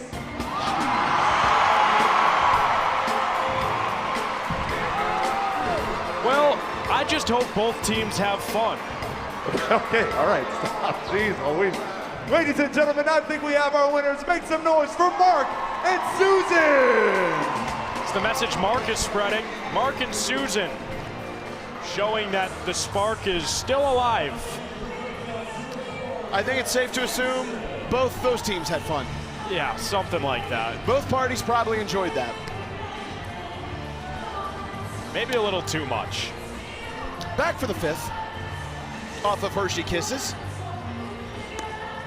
I didn't see a Hershey Kiss down there. Saw a lot of people kissing in Scranton, but nobody issuing out a Hershey Kiss as Bradford Webb has delivered 3 bad ones to start this out. Brett Carson we have seen swing at 3-0 before. That time, his bat was glued to his shoulder. Last time he did it, he popped right out into a behind-the-back catch from Logan Lacey in Kansas. And now we'll make it 3-2. Hey, this is EJ. Fire drills aren't a game. Practice them the same. Know your bat, know your slide. It can help you a lot. 3-2, Brett stays alive. Good job to just get the pencil to that one. He's up there fighting, much like we saw from Gideon Antle earlier in this game with 3 balls. If you don't see something you could crush, you just want to battle it off and continue to get that pitch count hiking up for Bradford Webb. That is an absolute screamer into left field, a base knock. Neither Logan Lacey or Caden Green had any sort of play on that, and already back to the top of the order again. Yeah, get used to that. I mean, Brett Carson, case in point right there, got a pitch middle, able to laser beam it beyond the shortstop Caden Green, and it flips the lineup over for Ben Parker. He's already comfortably made it around the bases twice. That is the first strike Bradford Webb has thrown to him. Make it 2 in a row. Now all of a sudden, B. Webb, who's given up 2-ball-4 sprints to the leadoff hitter, goes quickly. That is right to Logan Lacey. Little hot soup action. Tries to go for second, and they will get the out. So the lead runner is out at second base. Ben Parker easily safe at first. So it's a fielder's choice, but boy, Logan Lacey went from potential hot soup to at least getting it out. That is not a tough play at the hot corner, or not an easy play. Very tough play. Very, very tough play, but finds a way to get the out. Ben Parker safe at first, but now double play would sure help. Oh, that one hit right off of TA's leg. That is Ouch City, population number 10. Yeah, that'll never feel good. It'll buff though. Tanner Allen, we get another look at it. Just right off his front shin. Yeah, but the 2021 National Player of the Year, he's worn a few in his time. I think he'll be just fine. Immediately back up to his feet and watching pitches miss the zone. That last AB is probably the most comfortable and confident we have seen Bradford Webb go up against the top of the order here tonight in Scranton. By the way, he's coming off 4th inning. That was 1 minute and 48 seconds. That is almost easily one of, if not the quickest inning that Bradford Webb has thrown this year. Now he's going to need to find the zone again as it's a 3-1 count. Especially with a speedster like Ben Parker at first, you got to find it here. And they might find it out. Logan Lacey is racing in for everything he's worth. Can EJ find it? No, it lands in the crowd. Nobody was attentive there. Dude in the orange shirt wasn't even looking.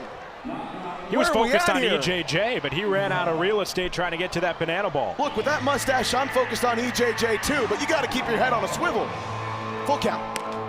Oh, it's a ball 4 sprint. So Ben Parker from first going all the way to 3rd. Firefighters will keep Tanner Allen at first, but again, Dane Tofflin gets to come up to the plate with a runner in scoring position.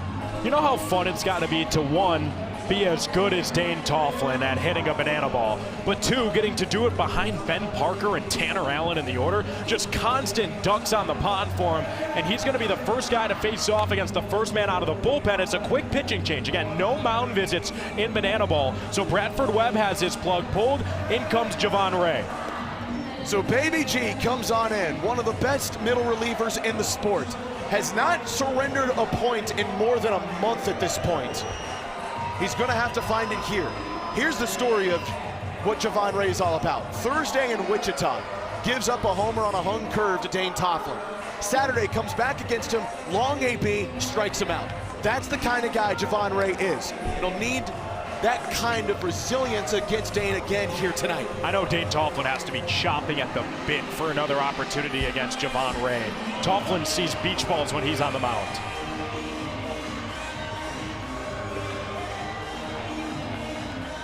It's a 1-1 count. Javon, a 5-pitch mix that is used to perfection when that curveball is moving. That is another throw, and that one's into the dirt. And the Coconuts are going to score again off a ball into the dirt. Tanner Allen's not stopping at second. Oh my gosh, it's 270 total feet on a throwaway from Javon Ray. That is a huge mistake in that moment. It brings in a run and extends Allen all the way to third. Now Zach flies in play for Dane Tofflin. He just spiked that one into the dirt. TA dove in headfirst and safely took a weird hop, and it goes the way of Loco Beach. Javon's got to find it here now on a 2-1 count as the Coconuts have scored for a third inning in 5. Tofflin, bouncer, foul. But that is the second time we have seen that tonight where a pickoff move has gone into the dirt, and it's not only advanced a runner, it's scored a run for the Coconuts. I think it's safe to say both defenses would like to have multiple plays back in this game already. Just too many errors from both the Firefighters and Coconuts. It's led to this high-scoring game where every inning has seen a point, and now a full count to Dane Tofflin. He'll stay alive, as will Baby G. Again, if the Firefighters really want to avoid having their work cut out for them again in the bottom half, they have got to find 2 outs here without letting Tanner Allen come home from third, but that is easier said than done, much easier. And that's why, screamer right through the diving shortstop at third baseman, another run scores, and the Coconuts have put 2 on in the frame. It's an RBI single for Dane Tofflin, who just continues to be a matchup nightmare for Javon Ray. Another hit against the reliever. His first run allowed in quite some time. Who else would it be to but Loco Beach? The league's most potent offense is continuing to pour it on, and now they're slapping their knees. They're slapping their chests, and it's a tsunami at the beach. More runs, offensive onslaught. TA in to score. Danae and company doing a boogie, and Ben Parker a little extra for good measure. It's yet another multi-run inning for the Nuts on this screamer that cleared between Lacey and Green to make it a 2-run frame and bring up Jordan Brewer. Armani Henderson takes over for the red-hot Dane Tofflin on the bases. For the Firefighters, it's a lot of self-inflicted mistakes right now. They have done themselves a ton of favors on the offensive side as Armani Henderson steals that one almost easily. EJ's throw in time, but not nearly on target. It's his 11th stolen base of the season. We got to talk to Armani earlier today. He didn't have a chance to steal, but he takes advantage against Ray there. Jordan Brewer, shallow. Smoke just brings it in the old-fashioned way, keeps Armani at second, and that's a wise play because the second you start your trick play, the runner can tag and go. Correct. I really like that decision, especially in an inning where you've already had a pitching change. Just get the out the old-fashioned way. The Firefighters have the trick play advantage. Help Javon Ray find that first out of his day. That's a really mature play from Trimble. Gideon Antle has yet to reach today. I beg your pardon, he had a ball 4 sprint in his last plate appearance. Goes to show you what I say. Works inside. Ball 4 sprint would walk in another run in Armani Henderson. Javon trying to work the bender in there, won't go. 3-0 count. Whatever your best pitch is that you can locate, you gotta find it now. But he can't. It misses way low and away. Armani Henderson's in to score. It's another Javon Ray, ball 4 sprint. Gideon Antle has 2 straight now in 2 plate appearances. Oh no. He just collapsed on first base after taking a slow round. I need another look at that. We see the pitch. It clearly misses in the dirt, but you just have to hope Gideon Antle's okay. The Ohio product has been otherworldly and now has to get some attention here from Christine, the athletic trainer. He's in some serious pain over at first base, and that immediately becomes the storyline here amidst what's been a dream inning for Loco Beach. Really good to see that he's staying out there on the bases. Antel's had some cramps in the past. He wears it, and now it's Eric Osberg to the plate to take on Javon.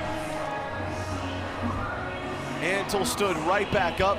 He is a Tasmanian devil out there. There's no question about that. Great energy, not even limping at this point, so might have been a rolled ankle, but that's not going to slow him down.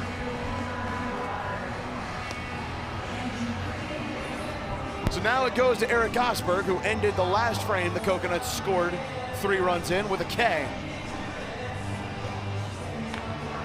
But that is a ripper into right field. Darien McDowell, sliding play! The premium plays from number 10, and the Flames just keep coming in right field. That's a big timeout for the Firefighters. If that had gotten through, that would have been extra trouble in right field. But Darien McDowell, he's as surefire with the glove as you can find. But that's 3 runs by the Loco Beach Coconuts as we send it down to the fire line. All units, there's a situation. All plate, all units. Fire line, all plate.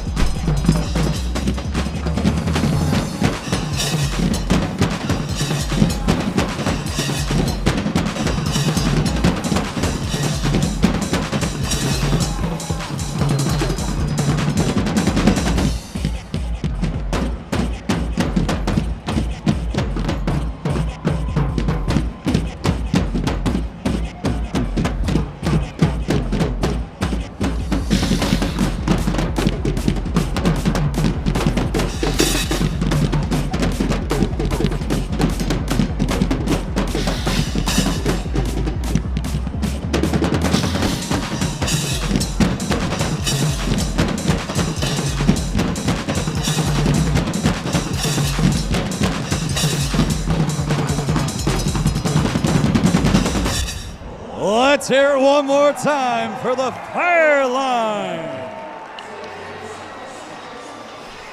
Man, those guys can bang the drums. Caden Bowler, I can't imagine that's comfortable. Really? To me, that looks quite comfortable. You know what? I'm just going to leave it there. Hey, yesterday was his birthday, so happy belated birthday to Caden Bowler and the Bowler Board. The Bowler Board officially 1 year old now. Yeah, happy birthday to him. I can't imagine, though, that there's not some friction happening there. Let's move on. Lamar Sparks is here. Lamar's reached on a single. That was a really tough play for Dane Tofflin in the second inning. And the Firefighters got a lot of work cut out for him now. The Coconuts have had multiple innings now with 3 runs. Those came in the 3rd and the 5th. Firefighters are going to have to put up 3 here.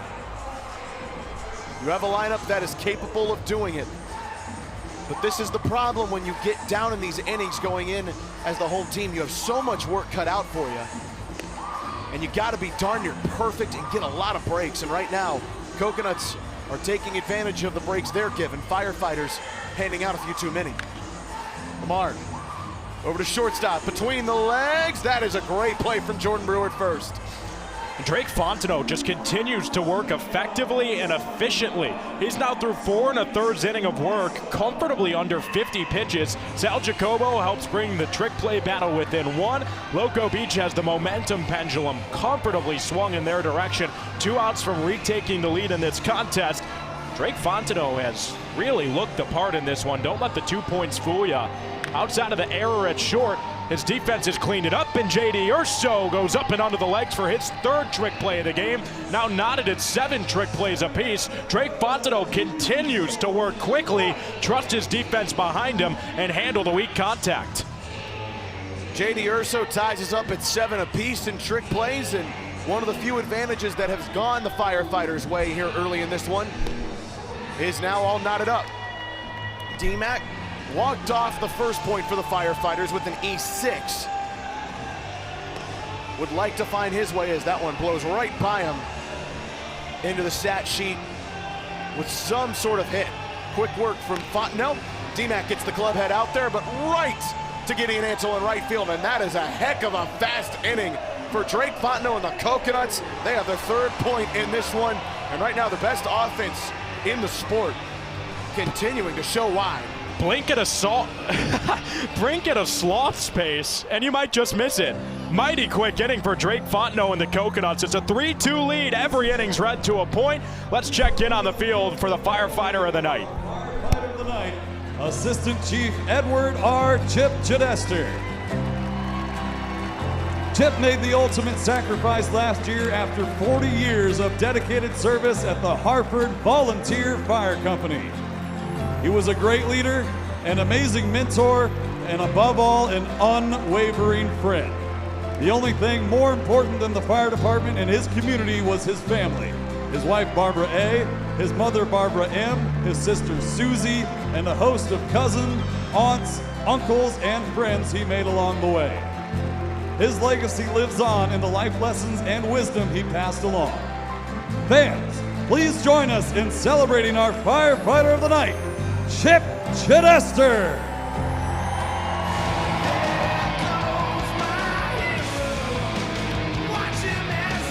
Chip Chidester passed away on April 27th, 2025 from complications from a surgery that he had after an injury sustained while fighting a brush fire back in March of 2025. He served as a longtime volunteer firefighter for 40 years in the Hartford Volunteer Fire Company, assistant chief for 29 of those years. A tremendous human being, and this is what it's all about. Even those who have passed are honored here in the present in our firehouse. A salute to Chip Chidester,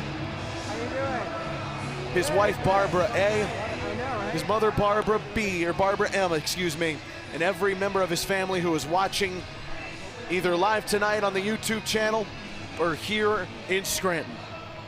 This is an emotional one.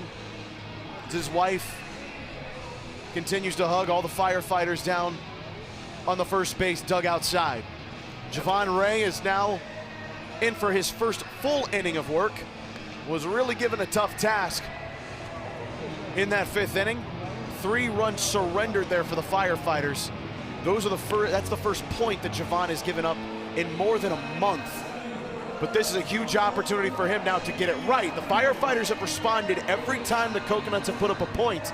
They've got to have a clean inning here.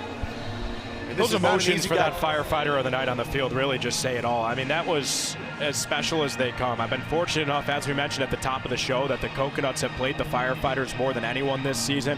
That's my personal favorite part of the show, and that one in particular was really touching. So just again, a thank you to everyone for all of their service, whether it be a firefighter, a first responder, a teacher. I know that Zach and I feel the same way when I speak for the both of us and say thank you sincerely. It's what it's all about. Ashby over to Lacey, underneath the legs, and the first in time for the out. Call that one in for the Firefighters' first trick play since the 4th inning. Again, folks, why is he showtime?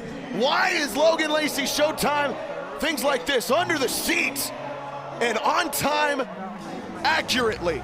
He is an absolute gem at third base. Tough play for Nutt, and he got him! How in the world did Caden Green come up with that one? I do not know, but boy, we'll take it in the firehouse. Took an awkward hop off the back of the mound, and Peanut comes up throwing and gets it. And now, 1-2 foul territory. Mason Maxwell racing for it, and he's got a beat on it! Jumping into the wall! That is back-to-back quick innings for both Drake Fontenot and Javon Ray with the trick play as well. That was only 1 minute and 5 seconds. A top 5 fastest half inning of the season. After Javon Ray struggled out of the bullpen, he settles in nicely. Defense there to help him. Mason Maxwell with a leap. to put the cherry on top. And just like that, the Firefighters are going to have a chance to tie this game in the home half. Marshall Schill has the record for 1 minute and 7 seconds as the fastest inning in Firefighter history. You can kiss it goodbye, because Javon Ray just said it for the record books. And it's not just him. It's Logan Lacey, it's Caden Peanut Green, and it's Mason Maxwell. 1 minute and 5 seconds that shows exactly why this is the best team game in history. Trick play, huge play, and then crashing into a wall. Unbelievable defense for the Firefighters to make some history. That's how you do it. Javon Ray, welcome to the record books in the Firehouse. This game really has had a little bit of everything. Great offense, really good pitching from Drake Fontenot. And how about Javon Ray? I really am impressed by the way he was able to get that train back on the tracks. After spiking a pickoff move and allowing some hard hit contact, he just came in and looked like an entirely different man from the inning before. That's the beauty of Javon Ray. And you know what else is beautiful? Jerseys. Yes! Jerseys are beautiful, and they're on sale right now for all 6 of your favorite Banana Ball teams. AJ, you have been dying for this. Go for it, big man. I want to tell you something about a Loco Beach Coconuts jersey. When you put one on, your ex is going to look at it and say, man, I want him or her back. When you put on a Loco Beach Coconuts jersey, you're going to step into a room with the kind of mojo to say, I don't care what happened yesterday. Today, I'm owning it because I own this Loco Beach Coconuts jersey. Those floral looks are on full display. So is Drake Fontenot. Tarps off. Oh, man, we're spinning the jerseys. The whole field's doing it. What is happening? It's a jersey sale. Everyone wants a piece of it. And Drake Fontenot gets a strike shirtless. I think Darren McDowell wanted any reason to take his shirt off. It's the 1-1. Swings and misses. Strike 2. And by the way, if you want mascot jerseys, you got them, baby. You want a Bo the Beaver jersey, you can have it, as that is Bat Explosion City, but it will work as a single. It might work as a double. Here comes Darian McDowell sliding into second base, and it will work for a double. So he lost his lumber and lost all of it, but he gets a double out of it, and already the Firefighters can take their shirts off and twist it around your head, because guess what? You've got a runner in scoring position to potentially tie the game, and Noah Bridges, who is as hot as anybody else in the world, is in right field. I wish I could get my things and just let go. I'm waiting for it, that green light, I want it. Yes! Run, Noah, yes! He's dreamy. He's beautiful. He can scoot. And now he's at second base, our designated runner and fielder. And the man at the plate can bring him home. South Tremble had a huge walk-off hit against the Coconuts back in Wichita again. He's been in the lineup 6 times this year. He has had a hit in 5 of those times. Zach, how are you paying attention with this whole Loco Beach defense and pitcher shirtless? Hey man, Noah Bridges on the base pads. That's all that needs my attention away from that. Exactly, as if it couldn't get more distracting. Dude, the only person that didn't have their shirt off is Gideon Antle in right field. Southie, bouncer.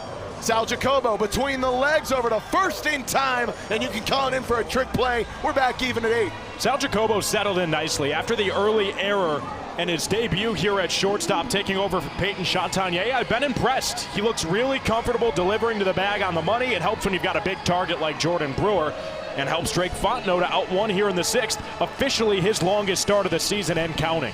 Tyner Hughes started off the game with a single. They need him to find that same form here. He swung and missed a lot. Noah Bridges taking off for third, and he's safe. Steal of first base is applied. Tiny checked on his swing, waiting for the count. It's 1-1. So now,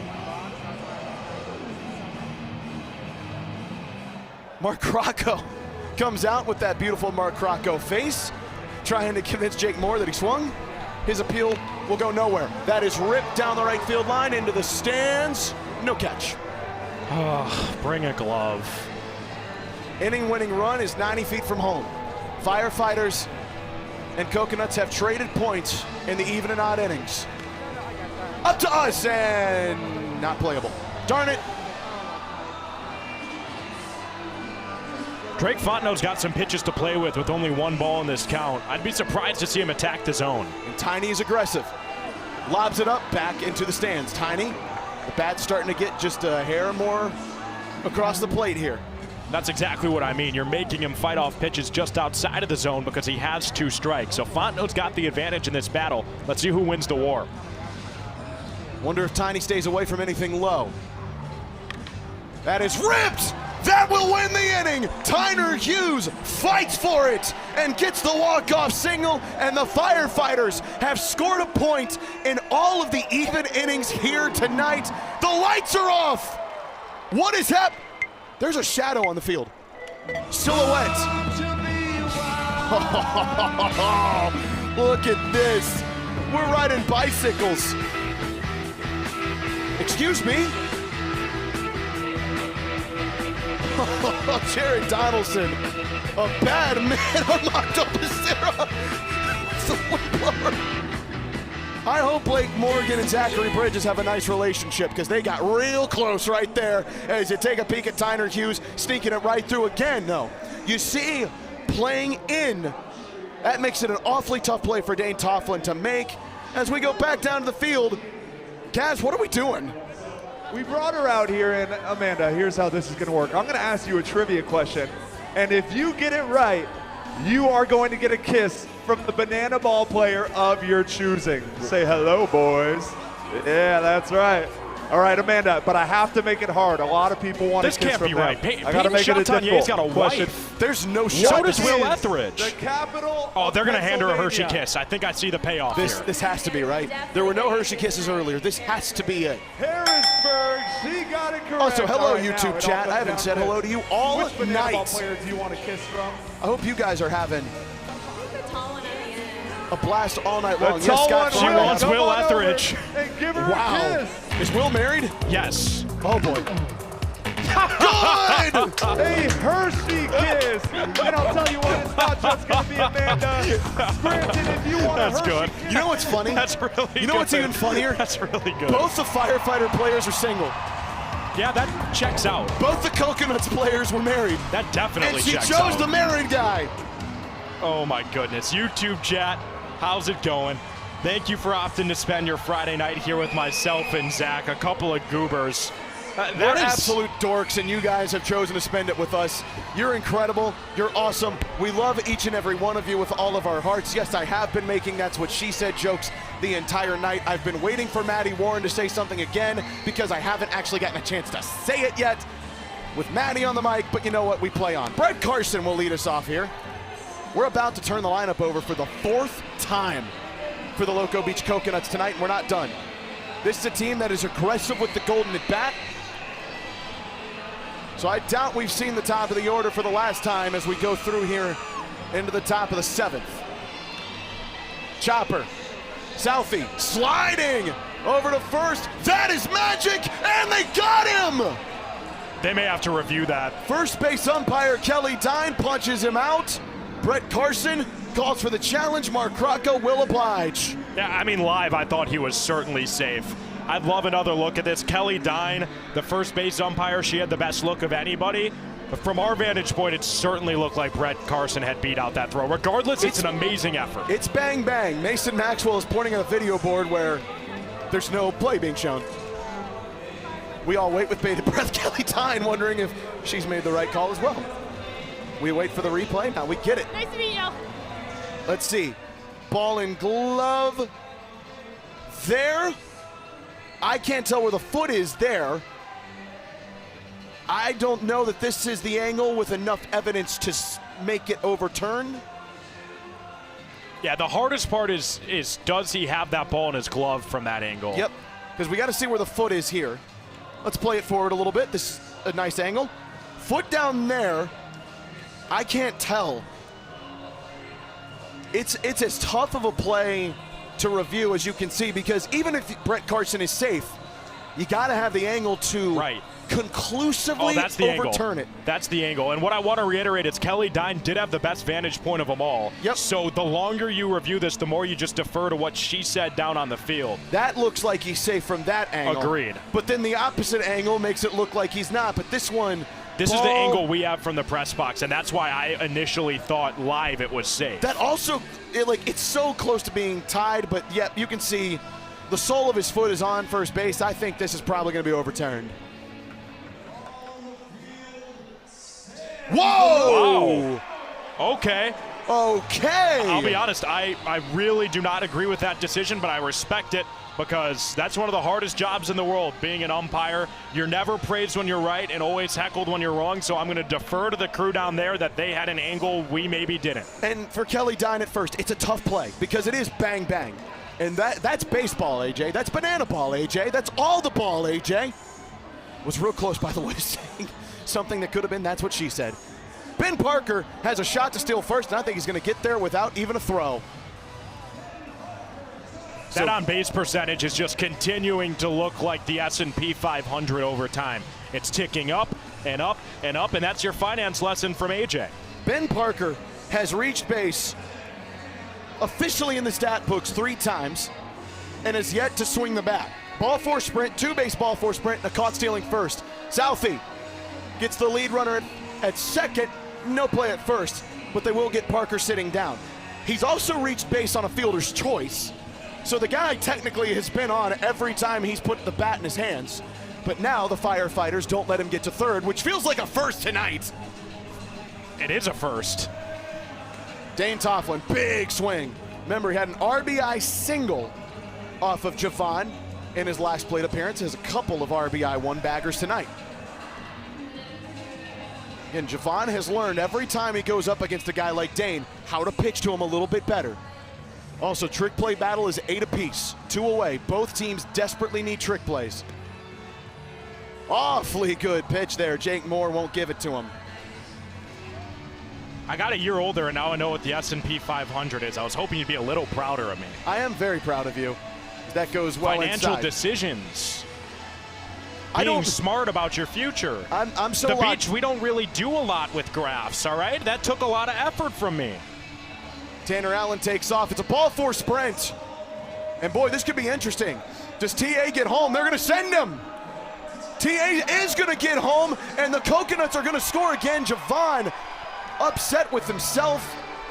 Dane Tofflin has another RBI, this time via the ball four sprint. Zach, you're with this Firefighters team more than anybody, so I really mean this as an open and honest question, but I, from my perspective, understand why Javon Ray's upset, because in every time I've seen him pitch, this is the least feel I've seen him have for the zone. Because he's typically a guy you can trust to fill things up. Yeah, the 2-1 pitch, it looked awfully good. But Jake Moore wouldn't give it to him, and so the Coconuts have now scored in the first, the third, the fifth, and the 7th innings. They have scored in all of the odd innings. The Firefighters have scored in the 2nd, the 4th, and the 6th. And right now they need a trick play. A double trick play would make it better. Jordan Brewer fouled off the first pitch, now takes the ball. It's 2-1. Okay, so since you didn't like answering my first question, the second one I'm going to ask you is, does it count as an investment when I use a 50% coupon at Domino's? I have no idea how to answer that. I do know how to say that Jordan Brewer has a single. All right, so Zach's 0 for 2 on questions. Jordan Brewer, on the other hand, on the day now, good old 1 for 3. Okay, 1 for 4. Not as good of a deal. But we'll take it. Gideon Antle. We'll see if he comes up into the 9th. He has been absolutely immaculate in the final inning. With a runner on second, Firefighters have got to limit the damage to 1. You go into the bottom half with 1, you got a shot. And they will probably do it here. Into foul territory, EJ calling everybody off and makes the catch. Maybe wanted the trick play, but the wind sort of blew it back. He makes the smart play, gets the 3rd out, and Javon Ray shakes his head going back to the first base dugout. Probably wishes he could have gotten 1 back, but hey, 1 run going into the bottom half, that's more than playable for the Firefighters. Get your popcorn popping. Stop me if you've heard it before. Well, you don't have the choice. You're not going to be able to stop me, and you probably have heard it before. This is must-beach TV right now in Scranton, and it's must-see TV across the Banana Ball Championship League tomorrow. The Clowns, the Party Animals in Tacoma, Washington, are taking off at 10 p.m. Eastern time because, again, they're out on the West Coast. We'll have a rematch here in Scranton, Pennsylvania, barring weather. Expecting a lot of rain here tomorrow in Scranton, but the Coconuts and Firefighters slated for the second game of a two-game stint. And then at Neyland Stadium, in front of a massive SEC-sized audience, it just means more for the Tailgaters and Bananas. That'll be their finale, the rubber match of their three-game set, available on Disney+, the ESPN app, and Bananas YouTube. That's a matchup between the top two teams in the standings. And again, we've got Banana Ball all across the country tonight. As soon as we're done here, in an hour, you get to see West Coast vibes between the Animals and the Clowns. Again, 10 p.m. start Eastern time tonight and tomorrow in Tacoma. Blake Benson gets a little later start here at 8:31, but boy, he's been mighty effective, AJ. Right now, you get to see breakdancing vibes from Blake Benson. The ERA ballooned a bit after two outings against the Bananas where he didn't sacrifice a point, but did allow a few runs to come in and score. Blake Benson has been one of the stories in this sport this season. There are billions of people on this planet, and I will continue to wager to say until anyone out there wants to prove me otherwise. If you do, send me a video, but I'm going to go out on a limb and say Blake Benson's the only person in the world who from a mound can hit a backflip into a breakdance and then deliver for a strike. He is must-see television. This is why. Handstand pitch, and he misses just low, but Benson is so entertaining and so effective on the hill. He's got to hold on to this one-run advantage to get Loco Beach back on top. 2-3-4 coming up.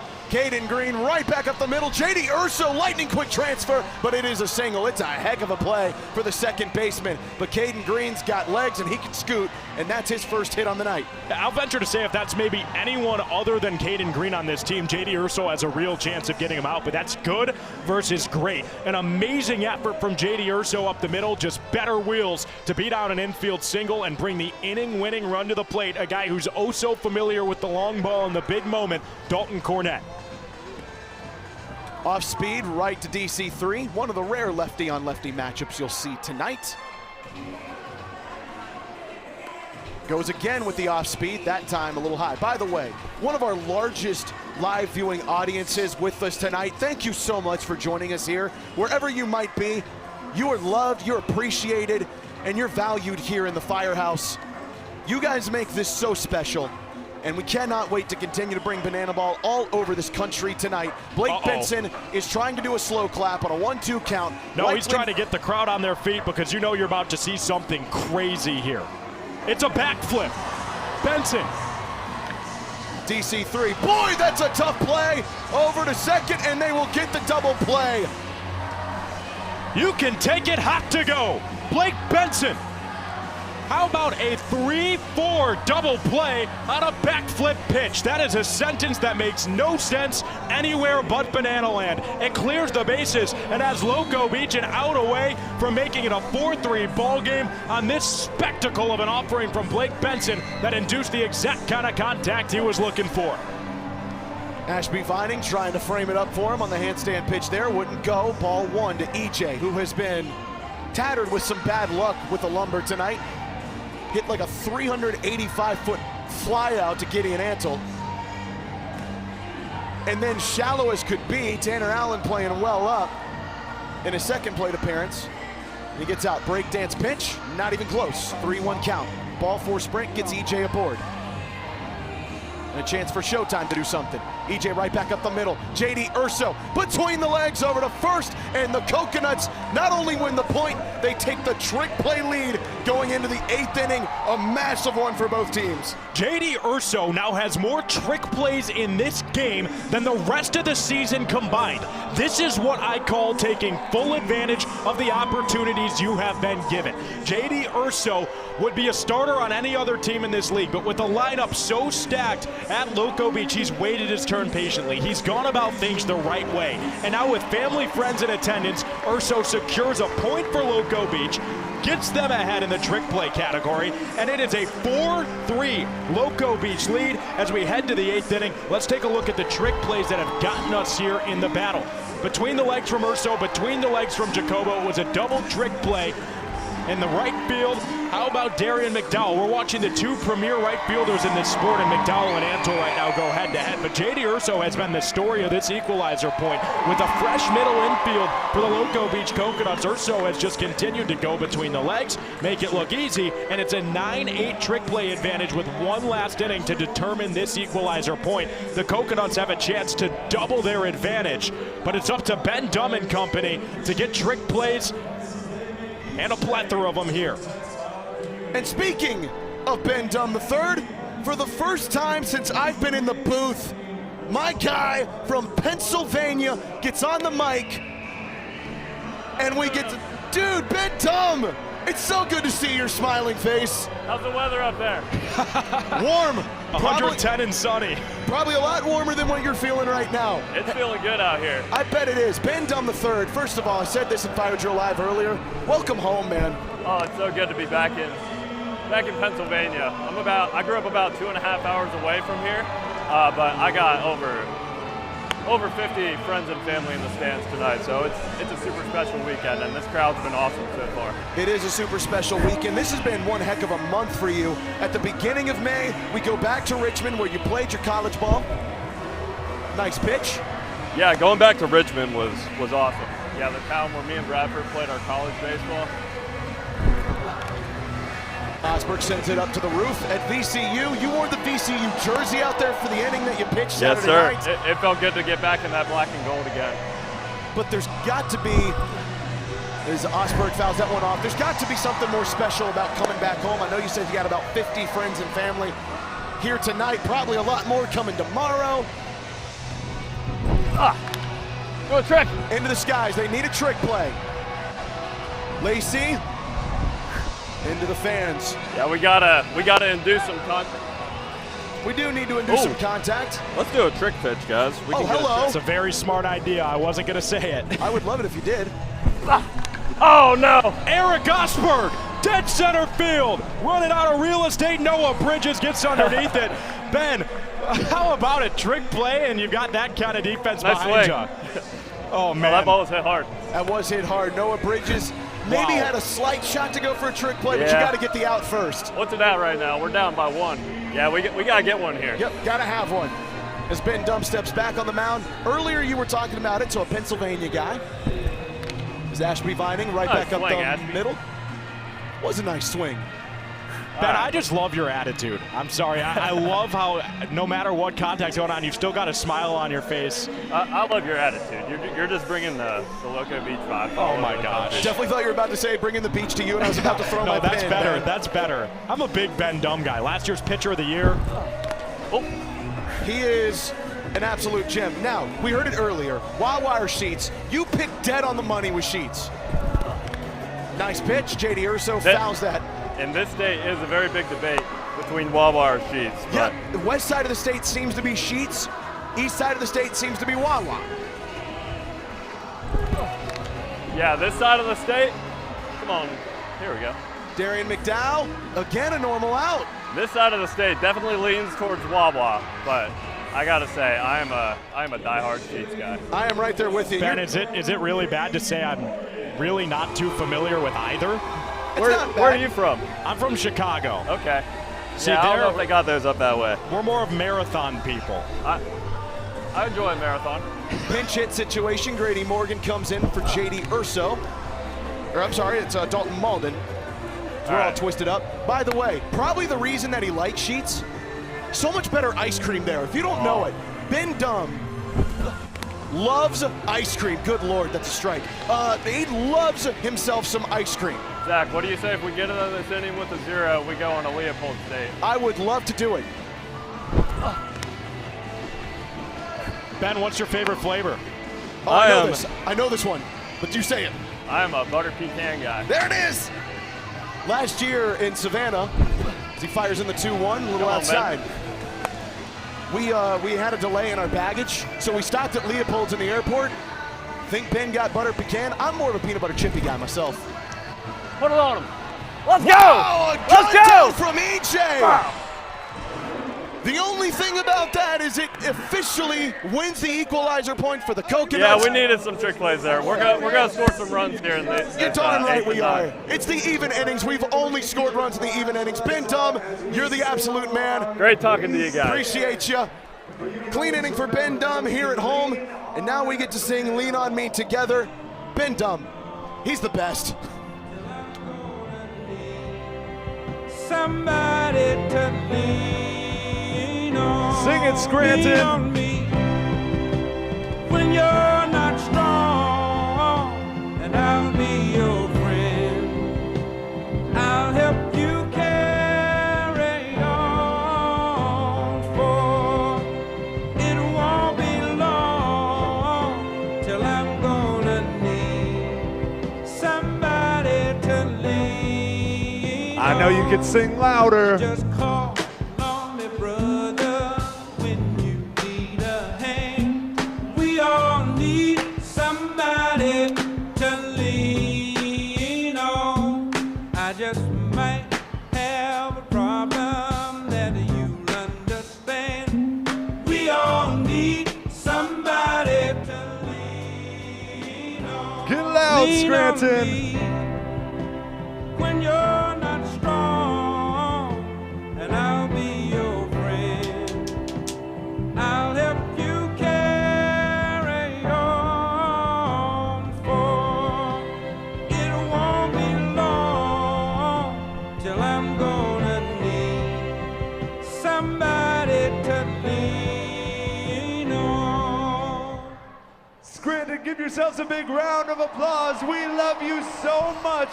And let's go Firefighter! We can always lean on Ben Dumb III for a great mic'd up and a massive pitching performance. There's Chief, you know you can lean on him.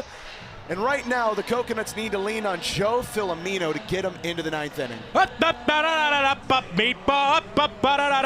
Meatball takes on the mound with the big spot. Meatball backwards hat with a meatball mound. Number 30, Joe Filomeno. It's raining marinara and all the sauce and all the spaghetti. And he's Meatball, Joe Meatball Filomeno. Pitched with a backwards hat against the Bananas and reminded him it doesn't matter if you weigh 100 or 110 like he does. You saw it on the score there. He is the meanest pitcher you're ever gonna meet. Joe Filomeno, the southpaw, wearing a backwards hat with the unbuttoned jersey because everyone wants a piece of that meatball. You can see it in the score reflected. Meatball. Joe Filomeno has a little extra room to play with now because the Firefighters did not go for a trick play beyond the trick pitch that Ben Dumb tried for. Eric Osberg took for a ride on a 370-foot fly out to center. The Coconuts have won the equalizer point. So now it's a 5-3 game. So Filomeno has a lot more room to work with. And the Firefighters, look, you got to have a point here. You got to make it a little bit easier on yourself. That'll sure help. Lacey, that is a long dart into left field. Might be good enough for a double. Tanner Allen fires in quick, but not quick enough as Lacey. That actually was a little too close for comfort as we axes up, chop hard on second base. And Logan Lacey, for the first time tonight, has extra bases. That was one spicy meatball. And I'm not talking one with raisins in it. If you put raisins in your meatballs, oh, good Lord, you're wrong. Who puts raisins in meatballs? That one's for you, Grandma Switek. She puts raisins in meatballs as Lamar Sparks swings heavy at pitch one. You can't tell me she actually puts raisins. If you put raisins on anything, you're wrong. Thank you.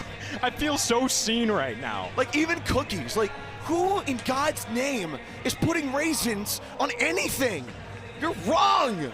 Marinara sauce goes on everything. Marinara sauce, well, maybe not sweet treats. It's an 0-2 count. Lamar kindly looks at that one for ball one. Runner in scoring position. The Firefighters are the best team with runners in scoring position in the Banana Ball Championship League, a 4.08 average.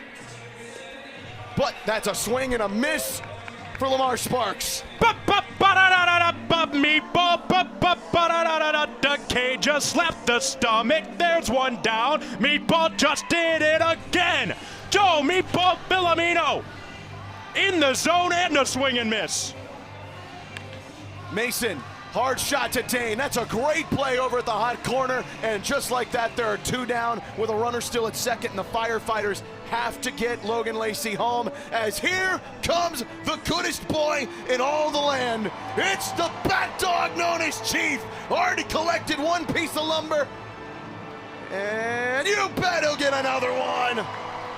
Our social media coordinator, Shay Tiley, in the booth next to us is absolutely plussed out of her mind seeing Chief. She just heckled AJ for his makeup.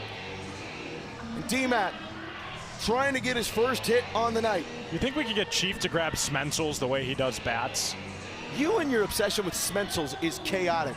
Smelling them aggressively right now. It's helping Meatball. Anything for the marinara, anything for spaghetti. The Italian guy from Cicero, Illinois with the backwards hat is just must-see TV. There's no other way to put it. Cicero, shout out to the Bear. Lacey fakes like he's gonna steal, and now he will go. That one into the dirt. Ashby Vining a little trouble collecting it, and now the inning-winning run is just 90 feet from home on a 2-1 count. And by the way, D-Mac, since going to Little Rock, Arkansas, is 12 of 28. All 12 are singles, but he's got 4 big RBI. He needs one here to keep the Firefighters in it going into the 9th. He thought that one inside. Instead, it touches the inside part of the black. 2-2 with 2 outs. Runner on third. Firefighters got to have it. D-Mac stays alive. This is the tension that comes with the equalizer point. The Firefighters, under normal circumstances, would be working to try and tie the game. Instead, you're working just to try and get 1 point back in a 2-point affair. And he won't get it! Cloudy with a chance of Joe Filomeno. Rip off the shirt and sing it with me from home. Ba-ba-ba-da-da-da-da, meatball, ba-ba-da-da-da-da-da, Cage, throw up a 0 to the 9th inning. 2-point Coconuts lead. The leader in the clubhouse, who everyone looks up to for advice, is fired up. What's better than a meatball? One with some good char on it. He'll flamethrow it right by you. Table side. It's a 2-strikeout, scoreless inning, and it's got me slapping my stomach up here in the booth. Meatball's done it again. So the Firefighters will strand a runner at third as we go into the 9th and final inning. The rules of this are now fairly simple. You score a run, congratulations, you've scored a point. The Coconuts are up 5-3. A couple weekends ago in Wichita, they held a 4-3 lead going into the 9th inning. They plated 6 runs in that frame to make it a 10-3 lead going to the bottom half. The Firefighters, in turn, put up 5 runs to make it a 10-8 game, but it was not meant to be. But the guy on the mound might be the best closer in the sport. Certainly over the last 2 months, you have to make that argument. Johnny Hummel. He's calm, he's cool, he's collected, he's pressure, and he's lightning, and he is good. Over the last 2 months, this man has surrendered 2 hits, 1 run, and 1 ball 4 sprint. That's it. He has sat down multiple golden batters via the K. If there's anybody to get you to the bottom half with a clean start, it's old number 95. And last weekend, he was dealing with a group of about 20 fans behind home plate that were flailing their arms back and forth, doing anything they could to get in his mind and help the tailgaters win. He was completely unfazed. This guy is cold as ice on the mound. Number 95, the Lightning Kid, Johnny Hummel. He's going to face off against Grady Morgan again, who we just saw at the plate. So Grady Morgan was at the dish, remains there after a runner was thrown out at second. Remember, the team that has used the golden bat the most is the Loco Beach Coconuts. Grady Morgan represents the 9-hole hitter as he swats. Oh my goodness! Mason Maxwell, what did you just do? Diving play at first for Mad Max. That was mad. And now it's golden. Look at this. That's an incredible play. And now we might see an incredible matchup. Brett Carson is your golden batter, Tanner Allen. Tanner Allen lives for the big moment. It was since opening day that the Loco Beach Coconuts had a hit from their golden batter. Well, he came up with 2 outs in the 9th inning and left no doubt, moving the line for Ben Parker and an eventual Loco Beach Coconuts historic win over the Savannah Bananas. Now he hears his name called here. With Ben Parker on deck and himself in the hole, TA's got a chance to ensure he's going to get 2 at-bats here in the 9th. Chopper, right to Smoke. Back over to first, and quickly 2 are retired. So an absolute web gem, maybe to be remembered all year long from Mason, followed by a quick 4-3, and that's a quick 2 outs as Ben Parker comes back up. By the way, it's the 19th time that the Loco Beach Coconuts have used the golden at bat. 6 of those have gone to Tanner Allen. Ben Parker has gotten on via a ball 4 sprint, a 2-base ball 4 sprint, and a steal of first base, and he's also reached via fielder's choice. Johnny Hummel is not one to back away from a hitter as strong as Old Pumps. With 2 away, they gotta have it. Parker thought about it. EJ with an appeal. Don't think there was anywhere close. Worth a try. Why not? Firefighters have to get to the bottom of the 9th with a clean frame here. Lightning, that is an absolute beautiful curve. That is where he can strike you out. It's that bender that is so darn hard to figure out. 2-2. Into the streets, we'll try it again. That elevated heat resets the eye level, so now Hummel can go to anything in his mix here. Maybe try to get Parker fishing for one in the dirt. It's an awfully good location. Ben Parker won't go for it. Ball 4 sprints have been a rarity for Johnny Hummel this year, just 4 surrendered. That one skips into the dirt, and Ben Parker's got wheels. EJ's got to get on a hurry to get the ball 4 sprint defense moving. Ben Parker is moving, and he will get to second base again. That is another 2-base ball 4 sprint, and again, the Firefighters are burned with 1 in the dirt. Allow me to introduce you to Ben Pumps Parker. He's 0 for 1 today, but has 3 ball 4 sprints for a total of 5 bases, and he stole first base. The second he saw that ball get by Eric Jones Jr., there was never a second thought. He knew he had second base, and now TA's got a chance to bring him in to score and give CJ Williams, the closer, even more of a cushion for the bottom of the inning. That is just the 5th ball 4 sprint surrendered by Johnny Hummel. And by the way, the golden at batter is already back up to the dish in Tanner Allen. And he's got a 2-0 count on him. And this is where things can break down if you're not detailed and smooth in your execution. With a runner on second, Firefighters cannot play with any sort of wiggle room here. Allen lost his bat and lost a strike with a foul. Ouchtown population U, bro. A foul ball and you broke your bat with it.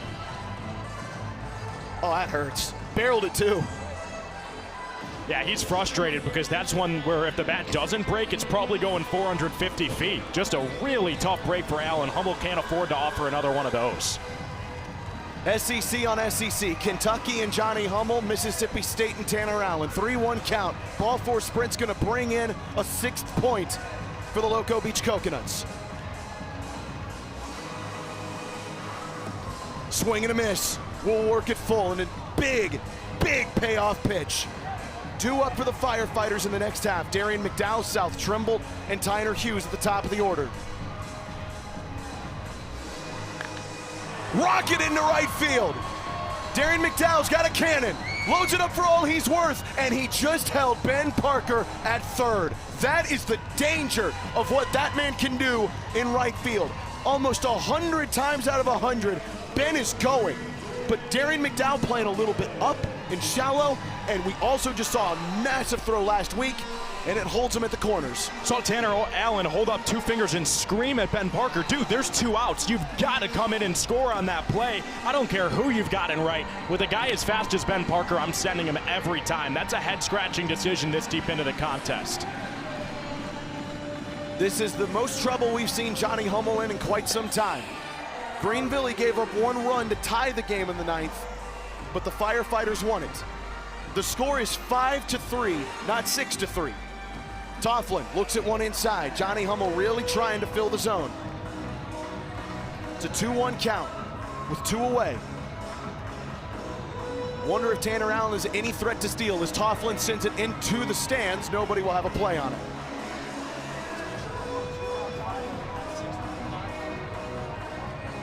The deuces are as wild as we've ever gotten. 2 on, 2 strikes, 2 balls, 2 outs. And one of the best rookie hitters in the sport, Tanner Allen, is halfway to second. And they just let him steal. What in the world just happened? Gets rid of the force out anywhere else. That's heads-up base running from a guy who's seen a thing or two and done a thing or two at every level of the sport. Johnny just refused to even look at him. And that's a reason why, no. Now it will be. Big strikeout of Dane Tofflin for Johnny Hummel, and they strand 2 on, and the Firefighters will have a shot in the bottom half. Now, here's the situation for the Firefighters. If you want to use your golden batter, feel free. And now you're likely not going back in the field unless you are a defender in showdowns. You can use the pinch hitter if you'd like. There are so many options here for the Fire and Flames. You wonder who. If they are going to golden at bat, who would they golden a be for? Sam Tenez is here. The lights are out. Where will we go?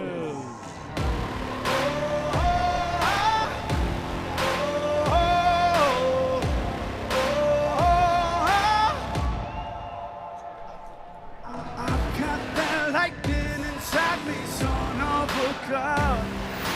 I'm like a titan that's rising on just you watch.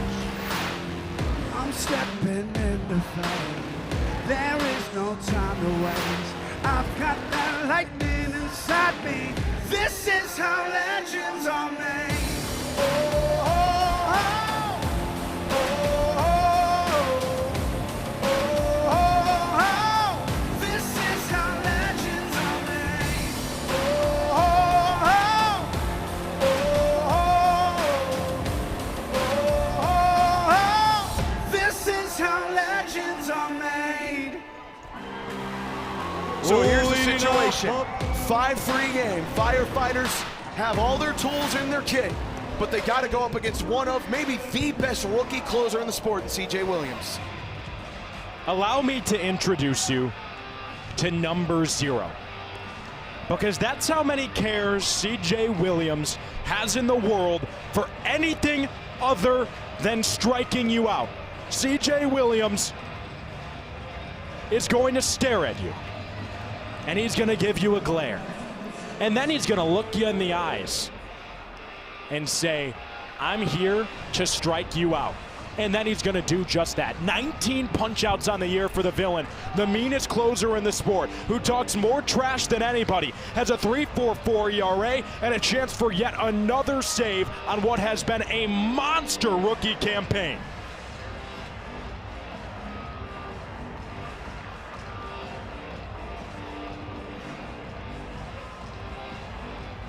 So, it'll be Darian McDowell, the former 6th-round pick of the San Diego Padres, to take on the man you just heard described by AJ Switek.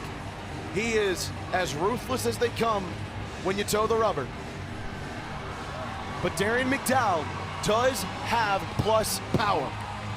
We saw in Wichita, again, that game 2, Firefighters got it to 10-8.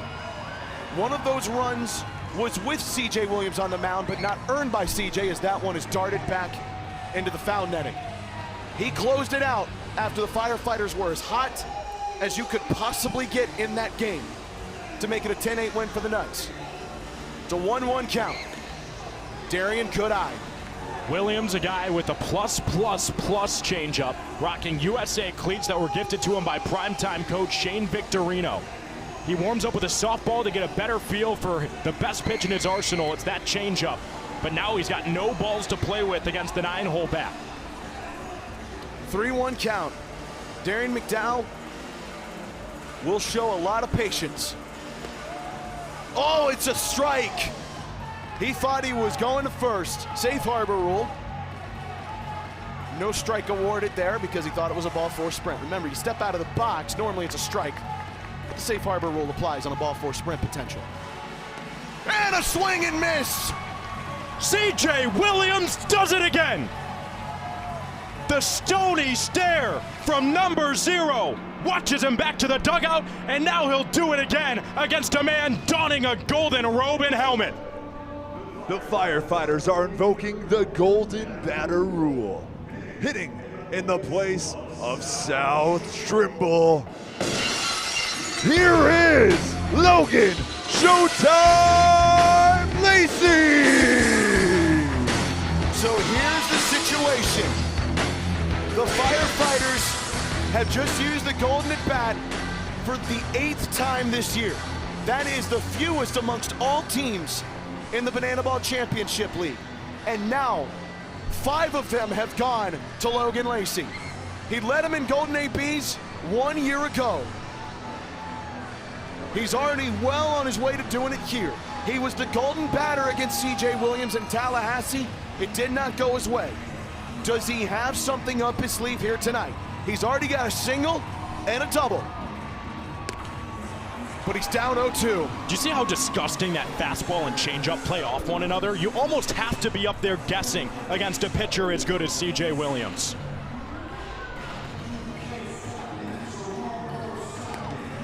Outside. Again, if you're just joining us, the Coconuts have scored 4 points with their offense and a point with their defense. The equalizer point yet again has put its massive mark on a game. The 1-2. Swing and a miss! Went fishing in the dirt and reeled in nothing. CJ Williams, cold as ice. It's running through his veins, and he's an out away from yet another save in a dazzling rookie campaign. The Firefighters might be looking back at that 8th inning with Ben Dumb on the mound and wondering what if they had tried a trick play. Could this have been for a potential tie of the game? Tiny doesn't go. It doesn't matter. It's a strike.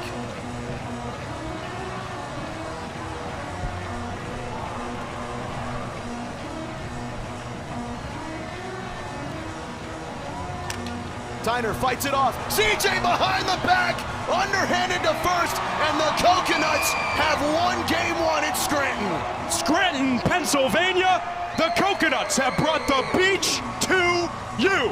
CJ Williams, the baddest man in the sport, with a flair for the theatric, goes behind the back to secure a win for the Loco Beach Coconuts. 11-11 on the year. It's a 5-3 final score. Oh my goodness, CJ Williams, don't do it to him again. It's another save for the villain.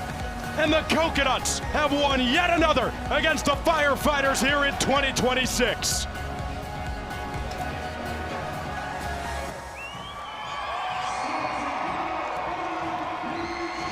The Coconuts officially take the lead in the head-to-head against the Firefighters here in 2026. And in a couple of those games, the Firefighters will absolutely be kicking themselves. Tonight is probably one of those nights. They have been so much better this year than they have in previous years. But the Coconuts have just found ways against these Firefighters to get it done in massive situations. They turned a couple of trick plays in huge moments. J.D. Urso, a massive weapon tonight at second base. Ben Parker never took the bat off his shoulder outside of one time, but he was excellent. We send it down now to Maddie Warren with our showman of the game. All right, I'm gonna have you walk over here with me because I actually have these chairs set up over here. Figured you should kick up your feet a little bit after your showman of the night performance, Dane. So talk to me, your approach at the plate. We see you have power, we see you have discipline and consistency. How do you balance the two of them? Just trying to swing at good pitches, not get myself behind in counts. That's really about it. Just simplify the game. I haven't been with you guys for a couple of weeks, but one thing that I've noticed about the Loco Beach Coconuts since day one is it's more than just vibes. There's a serious amount of chemistry that goes on with this team, and I genuinely want to know where that comes from.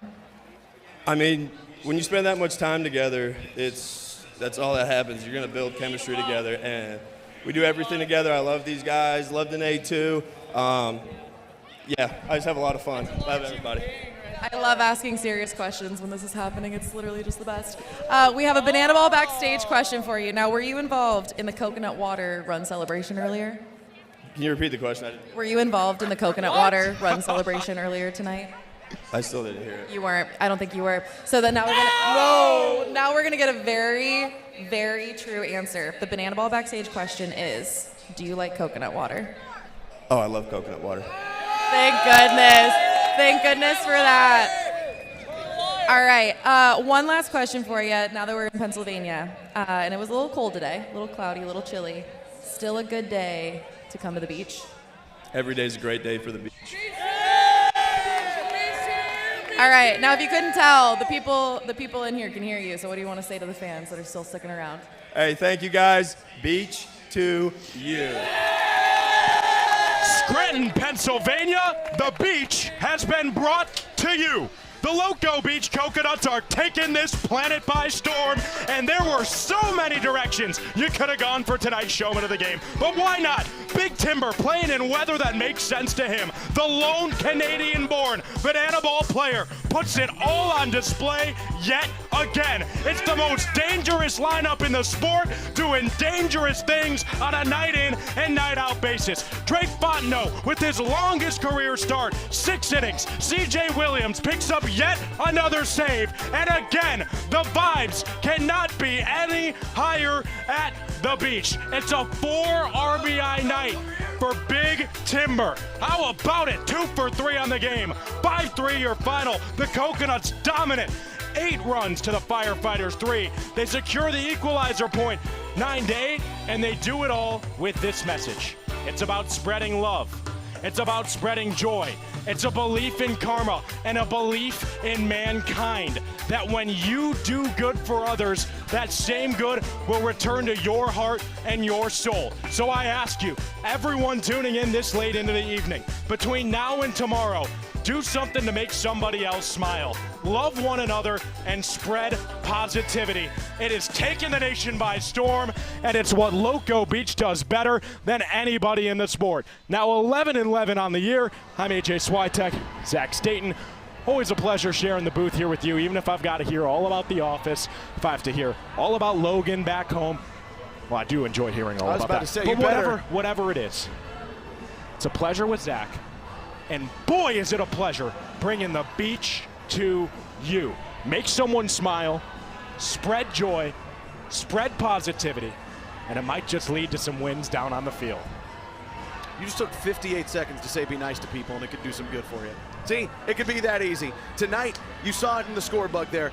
The Coconuts had the best offense, 8 runs, but again, it's the equalizer point, and that has burned the Firefighters a couple different times this year as AJ has now taken a seat on the table. I'm concerned it might break. The equalizer point has been so important. It was in Wichita on night 1. It was again tonight in a game that could have been a 1-point game potentially going into the 9th inning. It's 2, and the Firefighters really felt the pressure again. Firefighters are so much better this year than they have been in years past, but there are still some of these mistakes that they've got to figure out a way to clean up. We saw the Coconuts make those mistakes here tonight at some point as well, but that didn't cost them because they put the pressure on with the runs, and they really did a great job. In situations where you had to have the trick plays, they did just that, AJ. Mistakes she makes. It's another win for the Loco Beach Coconuts, everybody. How about it? Since the Banana Ball Open, you go ahead and you win Series 1. Then you go out and do it again for a second time. Then you do it a third time in a row. Then you find your first franchise win against the Bananas, and now it's a chance for yet another series win on the beach. It doesn't matter what mistakes were made. It doesn't matter what the scoreboard read at any point in the contest because Loco Beach is a process-oriented group that knows they're going to leave with a smile on their face, win or loss, and when you keep the main thing, and that is spreading positivity and joy, the results, they're always going to figure themselves out. AJ has now officially broken our monitor because he's been doing this. I don't even know how to describe this, but we're not done with Banana Ball tonight. In Tacoma, Washington, it's the Party Animals and the Clowns. They'll get going here in just a couple of moments at 10 p.m. Eastern time, so we get to go watch a few more minutes of Banana Ball here in just a few minutes out in Tacoma, and then tomorrow, it's Banana Ball all over the place. Neyland Stadium, Tailgaters, and the Bananas. Back here in Scranton, It's the Firefighters and the Loco Beach Coconuts, and then we'll go back to Tacoma for the Party Animals and the Clowns. For a great crew led by the tremendous Mohawk Mike, our great director in the truck, Alex Gross, the man calling the shots down the field for entertainment, the Sheriff, Garrett DeClue, the great Maddie Warren doing our sideline bits tonight, doing an excellent job, and our great statistician Blake O'Hare. That's AJ Switek. I'm Zach Staten. The Coconuts find a way again to win 5-3. We'll see you tomorrow here. Maybe a rain-soaked game, but we'll have some fun nonetheless. Until tomorrow, here are the words to live by. When things get tough, when you get into adverse situations, no matter what, axe is up, shot down. We'll see you tomorrow.